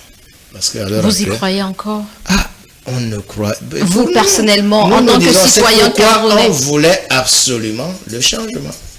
Donc vous ne croyez plus en M. Biya? Laissons voir. Ça peut être comme... ça peut être le même cycle. Ça peut être le même cycle. Parce qu'avec tout ce qu'on a là, avec les jeunes qui ne sont pas vraiment embauchés et tout qu'on sort, l'enseignement même, ou le maître d'école, ou le professeur qui donne la sagesse aux gens, tout le temps qu'on a vécu, ces professions sont vraiment reléguées au calendrier grec. Aujourd'hui, s'il peut bien penser à pouvoir sortir les Camerounais de la misère, tant mieux. Mais pour moi, je vois que ça va être toujours comme avant. Il faut seulement qu'ils pensent à retoucher le texte, à injecter des éléments nouveaux dans son système. Peut-être des technocrates pourront arriver et pourront faire évoluer le Cameroun. En 2018, Auriol Choumi a été un très grand critique du régime de M. Biya, il faut le préciser. À l'époque, il était militant d'un parti politique, le Mouvement pour la Renaissance du Cameroun. 7 ans plus tard, Auriol devient l'un des défenseurs du patriarche, comme il l'appelle, M. Biya. Il a été sur le terrain pendant la période électorale, avant, pendant la période et même après. Il défend avec ferveur, même dans les réseaux sociaux, plateaux de télévision. Auriol Choumi, 43 ans après son accession au pouvoir, quelle portée donnez-vous aujourd'hui au serment de Paul Biya en tant que citoyen et non que militant du RDPC? D'abord, lui dire merci pour l'immensité de son œuvre, pour la grandeur de notre pays, pour cette diplomatie agissante. Douala était quoi il y a 20 ans? Douala était quoi il y a 30 ans? La zone industrielle de Bassa, des deux où nous sommes aujourd'hui, était quoi il y a 30 ans? C'est Paul Biya qui a porté à bout de bras le Cameroun, qui nous a hissés où nous sommes aujourd'hui, 5 fois champion d'Afrique de football. Des routes, plus de 10 000 km de routes bitumées, des agences de voyage, une activité florissante, des marchés, des partenariats avec des pays étrangers, des universités. Il y avait 33 lycées. Aujourd'hui, ça se chiffre en milliers. Paul Biya, c'est la maturité incarnée, c'est la sagesse. Paul Biya, c'est le symbole aujourd'hui de la grandeur de notre pays. En 2018, je critiquais Paul Biya. Un regard externe, le garçon qui critique la vieille mère qui est en train de cuisiner. Mais une fois qu'il entre dans la cuisine et qu'il voit la fumée, qu'il voit les réalités de la cuisine, il comprend qu'il est sorti de la caverne, le parfum de la et sauce. qu'il est dans la réalité. Le parfum de la sauce. Non, Cette saveur, Saveur de la cette sauce. saveur, parce que le Cameroun aujourd'hui, il est beau. Et un paradis, et le paradis. Quand vous regardez Est-ce que nous sommes dans le discours, le même Cameroun? Je veux savoir, j'ai même envie de vous demander de me pincer pour me rassurer que nous sommes vraiment dans la même ville, Douala. Vous dites qu'il y a des agences de voiture, des agences de voyage, donc si je comprends, c'est M. Biya qui c'est l'ouverture. ces agences-là, C'est l'ouverture. que les C'est le libéralisme communautaire. J'ai envie de vous poser une autre question, Auriol Choumi. Est-ce qu'avec 5 000 francs, votre famille peut manger dignement? La crise inflationniste est mondiale. Je suis un habitué de CNews, BFM. Quand je me réveille le matin, ma tasse de thé, je suis désolé, c'est pas pour insulter les médias, ce journaliste, les médias locaux, mais je préfère beaucoup plus déjeuner le matin avec les médias occidentaux pour voir ce qui se passe ailleurs. Aujourd'hui, ça pleure dans tout le monde entier. Aujourd'hui, même dans des pays comme le Canada, que certains ont appelé nouveau paradis, c'est obligé de travailler 2-3 fois en une journée, 2-3 jobs, c'est obligé de cumuler pour pouvoir vivre. La crise inflationniste est mondiale. Je vais vous dire quelque chose. Maître parle des enseignants, je suis d'accord. Mais Paul Biya est le seul président aujourd'hui au monde, dans des pays en développement, qui paye les enseignants. Les autres ont laissé ça à la charge des collectivités territoriales décentralisées et c'est pourquoi ça ne multiplie pas des universités. Les enseignants aujourd'hui, Fatima Rich Ewane, je vous donne la stat, c'est 54,6% du budget de l'État. La masse salariale, c'est 54,6% du budget de l'État camerounais. Vous les avez couverts, Auriol. Mais oui, et vous avez vu. Quand eux-mêmes ils ont compris, quand les leaders syndicaux ont compris, vous avez vu qu'aujourd'hui, pourquoi ça s'est estompé? Parce que non seulement la dette est payée progressivement, le président de la République... Vous reconnaissez qu'il y avait une dette. Alors, on va avancer. Le président de la République sort... On va avancer. Oui, Fatima, en une seconde seulement. Ok, allez-y. La comparaison que je vois les gens faire, le président de la République construit un pays sur un système de péréquation. C'est-à-dire que, au lieu de dire que Abuja est développé, au lieu de dire qu'Abidjan est bien construit, au lieu de dire que Kigali est très beau, le président de la République s'arrange à ce qu'on dise que sur 360 communes que compte notre pays, plus 14 communautés urbaines et devenues mairies de ville, que tout le monde puisse trouver son compte. Du point de vue infrastructurel, du point de vue sanitaire, du point de vue éducatif, le pays aujourd'hui, de part en part, du nord au sud, de l'est à l'ouest, le pays vit au rythme d'un développement croissant, mesuré et d'un progrès, d'une stabilité qui sont aujourd'hui légendaires et qui font aujourd'hui la particularité du président de la République, son Excellence le Patriarche Paul Biya. Passons au Riotomi. Alors, la formule « servir la nation » a-t-elle encore tout son poids face aux réalités sociales du pays? Didier Yimkwa, la deuxième question à l'entame de cette émission, vous nous faisiez part de ce groupe de femmes que vous avez rencontré quelque part. Alors, qu'attendent concrètement les Camerounais de ce 8e mandat? Je parle des Camerounais qui vivent au quotidien, du jour le jour, comme on le dit souvent. Je pense comme ça à ma grand-mère qui se trouve par exemple à Matom, à cette maman qui est par exemple à Ndikilmeki, à cette maman qui se trouve à Ndjan, je dis n'importe quoi, à Massangam et tout. Est-ce que ces mamans aujourd'hui se reconnaissent dans ce discours prononcé par M. Biya ou dans cette phrase « servir la nation » Je ne crois pas. Je voulais dire à mon cher petit frère Auriol que Paul Biya, que je connais un peu, n'a jamais dit que l'État c'est moi. Paul Biya n'est pas le Napoléon Bonaparte. Dit que Paul Biya paie les salaires, Paul Biya n'a jamais dit cela. C'est l'État qui paie le salaire des enseignants.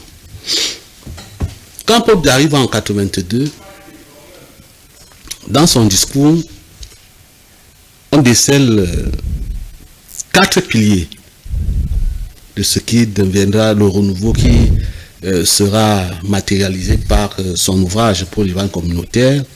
J'ai eu le privilège, à l'époque étudiant, bien longtemps après, d'échanger avec 2 ministres de la République, le ministre Fessengako et le ministre Henri Bandolo. Les 4 piliers, c'était la démocratie, l'intégration nationale, c'est-à-dire le niveau supérieur de l'unité nationale, parce que pendant le magistère du président Amadou Ahidjo, il a prononcé le mot unité 25 000 fois. C'est le ministre Henri Bandolo qui me l'a dit.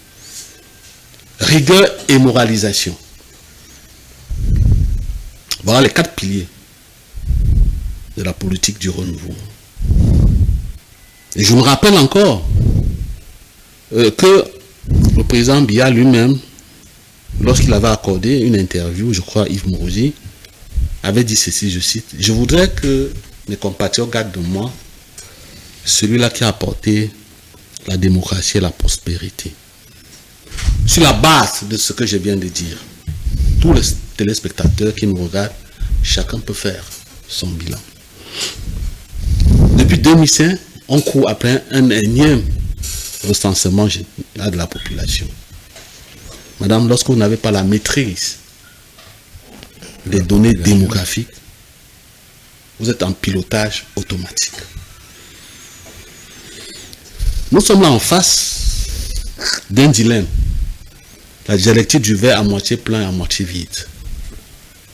Là encore, je suis vertueux pour dire qu'il y a une moitié qui est pleine, il y a une moitié qui est vide. Je crois que c'est les 3 quarts qui sont vides. Qu'est-ce qui s'est passé? Moi, je reviens à une interview fleuve que le professeur Monon Diana avait accordée dans un journal, vous devez le connaître, Signature. Un journal animé par les anciens journalistes de la CRTV. Il avait sorti un concept à l'époque, le biopouvoir. Le biopouvoir né de la biopolitique. À savoir, ce modèle de gouvernance qui favorise l'émergence des personnalités au dépend des intérêts des collectivités. Ce n'est pas le président Biya qui a créé la biopolitique. Loin s'en faut. l'administration coloniale française l'a utilisé. C'est-à-dire, on fabrique ce qu'on appelle les créatures, on abandonne les collectivités territoriales décentralisées, on préfère le bonheur individuel au bien-être collectif. Le président Ahidjo l'a fait, mais c'était pas assez ressenti parce qu'à l'époque, on n'était pas nombreux, il n'y avait pas la crise économique mondiale, il n'y avait pas de multipartisme, nous étions dans une dictature un peu obscure, mais le président Biya n'a pas innové. Ce modèle de gouvernance politique, c'est lui qui en a profité. C'est pour ça qu'il peut passer 50 ans comme chef d'État, et à chaque élection présidentielle, il n'a pas besoin d'une heure de temps. Parce qu'il a fabriqué des lieutenants qui ont des louveteaux, comme mon cher Aurélien Toumi, qui vont de plateau en plateau, crier qu'il est le patriarche, ceci, cela. Aujourd'hui encore, madame, moi je suis environnementaliste de formation. Vous allez à Kaélé, les animaux discutent le point d'eau. 65 ans après l'indépendance, avec les éléphants. Vous allez dans les pays Bamou, ou bien dans le Baminoubou, les lions qui quittent leur tanière pour aller manger les bœufs des Bororo. Parce que les lions n'ont plus rien à manger, parce qu'on a détruit leur habitat naturel. Vous allez à Niabissan. Pendant qu'ailleurs, l'État se bat pour protéger la population, comment on appelle encore ce virus, d'Ebola. Mais vous allez à Niabissan, vous voyez les chimpanzés, les primates qui divaguent dans la rue. Vous ne pouvez pas. Le Cameroun aurait pu faire mieux. Le Cameroun est presque le deuxième ou troisième pays dans le monde aujourd'hui qui a vendu ses terres arabes aux étrangers. Comme dirait Hachine Bembe, à Lankan, au premier proposant. Vous savez ce que les Chinois font à l'Est? Les Chinois vous détruisent des centaines de kilomètres carrés de surface, ils exploitent de l'or et abandonnent et partent. Mon cher, moi je pense que ce discours dithyrambique n'aide pas le président Biya. Nous, mouvement écologique, nous avons accepté porter son engagement parce qu'il a un côté écologique très marqué. Mais malheureusement en face, même ses propres lieutenants comme vous, ses propres créatures, n'en ont cru. Alors, vous personnellement, pour sortir, est-ce que vous croyez encore? Vous ne pouvez pas. Est-ce que vous croyez encore en M. Biya, Didier? Non, il n'est pas un dieu, mais je lui fais confiance. Est-ce que vous croyez en cette promesse de servir la nation, d'être là pour le pays? Moi, j'ai appris en politique qu'il ne faut pas être prompt à jeter l'eau du bébé avec le bébé. Tant qu'il est le président de la République, nous pensons que même en 43 ans, il aurait pu faire mieux. Il n'a que exposé les compétences de sa compétence. Il ne pouvait faire plus que ça. Ce pays, quand le président Ahidjo part en 82, le Cameroun était mieux que certains dragons de l'Asie. Yes, yeah. En quelques années, tout ce que le président Ahidjo a laissé a été détruit. On a privatisé tout, l'électricité, l'eau, tout, même les routes. Moi, j'ai peur que je peux me réveiller un matin, on me dit que quelqu'un a acheté le fruit. Vous avez une caste, ce que moi j'appelle la baronnie biaïste, qui s'est tout accaparé. Une certaine élite Comprador, multi-éthique, hein? Parce que moi j'évite le tribalisme, le genre, le bamileke. Non. Dans cette élite Comprador, c'est multi-éthique. Tous les représentants des ethnies sont là-dedans. Et cette baronnie ne représente pas 10% de la population du Cameroun. Et c'est elle qui a tout le patrimoine du Cameroun, alors que vous avez presque 90% des Camerounais qui se battent au jour le jour pour survivre. Pour survivre. Et c'est cette plèbe, c'est lumpen prolétariat là qui manifeste. Qui n'est pas dans, qui n'appartient pas à un parti politique. Et nous demandons au président de la République d'écouter ces gens-là, d'écouter ces femmes qui à 4 heures du matin sont à Youpoué pour chercher du poisson, qui n'en trouvent même pas. Parce parce qu'on a laissé les Nigériens et les Maliens pêcher tout pour amener au Nigeria. Parfait. On est d'accord que M. Biya ne gère pas le Cameroun tout seul. Il est entouré de ministres. Alors, le Cameroun vit donc une crise de confiance entre gouvernants et gouvernés. M. Louga, comment ce serment peut-il recréer un lien de confiance? Vous savez, le 6 novembre, le président de la République a fait un discours qui était apprécié par l'ensemble des Camerounais. Et je pense qu'à la sortie de son discours et après l'acte de serment, le président de l'Assemblée nationale a fait présent un bic, en lui remettant un bic, tout en disant, voilà un bic qui va te permettre de prendre des bonnes décisions. Je pense que même au sein du RDP, ils savent que tout n'est pas rose. Parce que si vous voyez par exemple, et là je dis ça entre guillemets, le score au bureau de vote de Bastos, vous allez comprendre que le bureau de Bastos, ce n'est pas les noms qui votent, c'est-à-dire qu'ils sont les cadres, tout ça.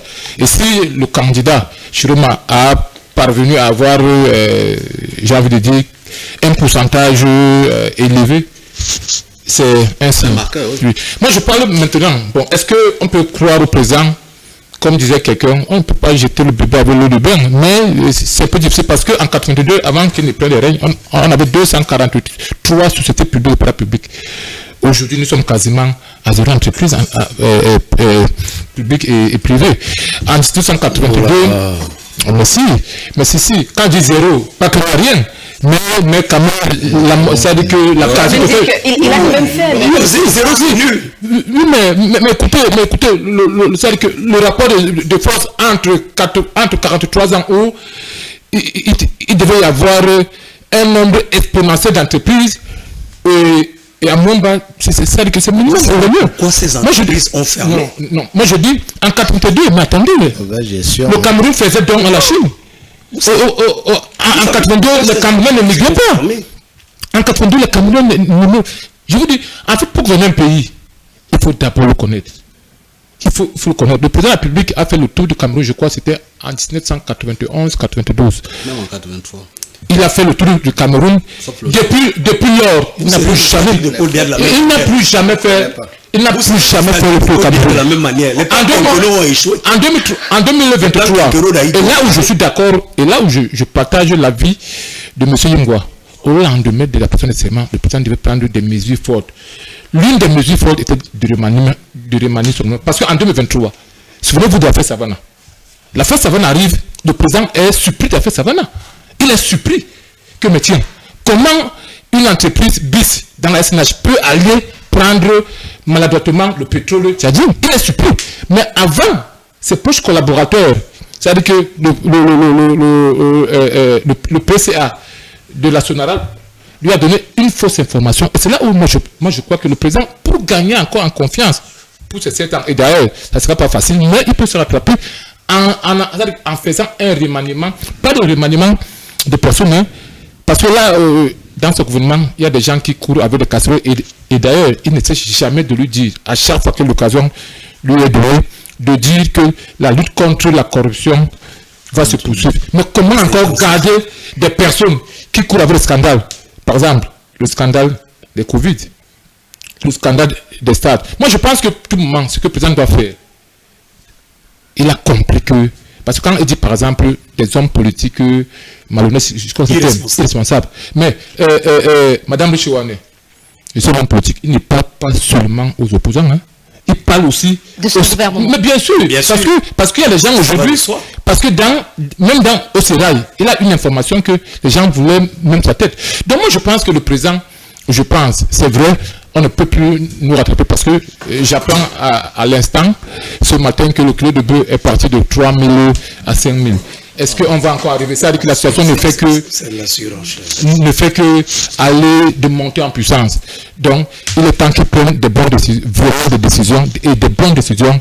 Et faites confiance au président de la République. Merci donc. Il prendra de très bonnes décisions. Allez, Maître Paul Payéré, c'est la fin de cette émission. Merci d'avoir accepté notre invitation. C'est moi qui vous dis merci. Et je dis bien bonsoir à tous mes camarades.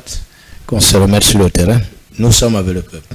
Vous êtes avec le peuple. Auriol Tchoumi, vous êtes avec le président de la République, le RDPC également. Merci d'avoir accepté notre invitation. Et le peuple camerounais, les Camerounais dans leur immense majorité, sont derrière le président de la République et lui disent chapeau bas, Monsieur le Président de la République. Nous sommes avec vous.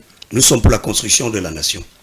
Je pense que si je ne rends pas son message, il sera très en colère. C'est l'un de vos amis, il est journaliste, confrère également. Il a tenu à ce que je lise ce message. Bonsoir Fatima, belle émission. C'est aujourd'hui que mon ami Auréole Choumi dit que le RDPC n'a pas volé une élection. Lorsqu'il était au MRC, il était très dur et avait affirmé que c'est le professeur Kamto qui avait gagné en 2018. Il a volontairement oublié. J'ai un souci avec mes amis du PCRN. On a l'impression que leur adversaire n'est pas Paul Biya, mais d'autres opposants. Bonsoir au 1 des 1. Mon cher maître Payéré, content de voir Didier. Il est très pertinent dans son analyse. Bonne suite d'émission. C'est Jacques Bagnoloc pour vous. Pour vous également. C'est Jacques pour tous les quatre. Mais Jacques ne doit pas appeler Jojo aussi le 1 des 1. Ça, c'est des... Merci infiniment Fatima pour cette invitation, mais je pense que le président Biya, qui déjà a son tissu, qui n'a rien à voir avec le tissu du... Il faut déjà aussi le féliciter. Non, Auréole, c'est son mot de fin. Mais qu'il le félicite. Je vous en prie, le président Biya, c'est un libre penseur, qui a son pain, qui n'a rien à voir avec le RDPC, il doit se mettre au-dessus de tous les partis politiques. Et je suggère humblement de quitter la tête du RDPC. Non, il ne quittera pas. Et les écologistes sont prêts à l'accompagner à une seule condition, qu'ils abandonnent le RDPC. Merci beaucoup Didier Yimkwa. À vous Jean-Marcel Loga. C'est toujours plaisant d'avoir le PCRN et vous en particulier sur ce plateau. Merci beaucoup. Merci Madame Fatima. Merci aux panélistes. Merci pour ce moment d'échange républicain. Et recevez un bonsoir particulier du secrétaire national à la communication du PCRN. Merci beaucoup. Bonsoir particulier à deux élus du PCRN. Le premier, c'est le docteur Serge Alexis Lombat, le maire de Nkondjok. Le deuxième, c'est le maire justement de Massok, son loulou, M. Batoum. Bonsoir à vos téléspectateurs. J'ai passé un agréable moment de télévision en votre compagnie. Le prochain rendez-vous, c'est demain, 20h30 sur la même télévision LTM, disponible via le canal 509 de votre bouquet Canal+. Bonsoir.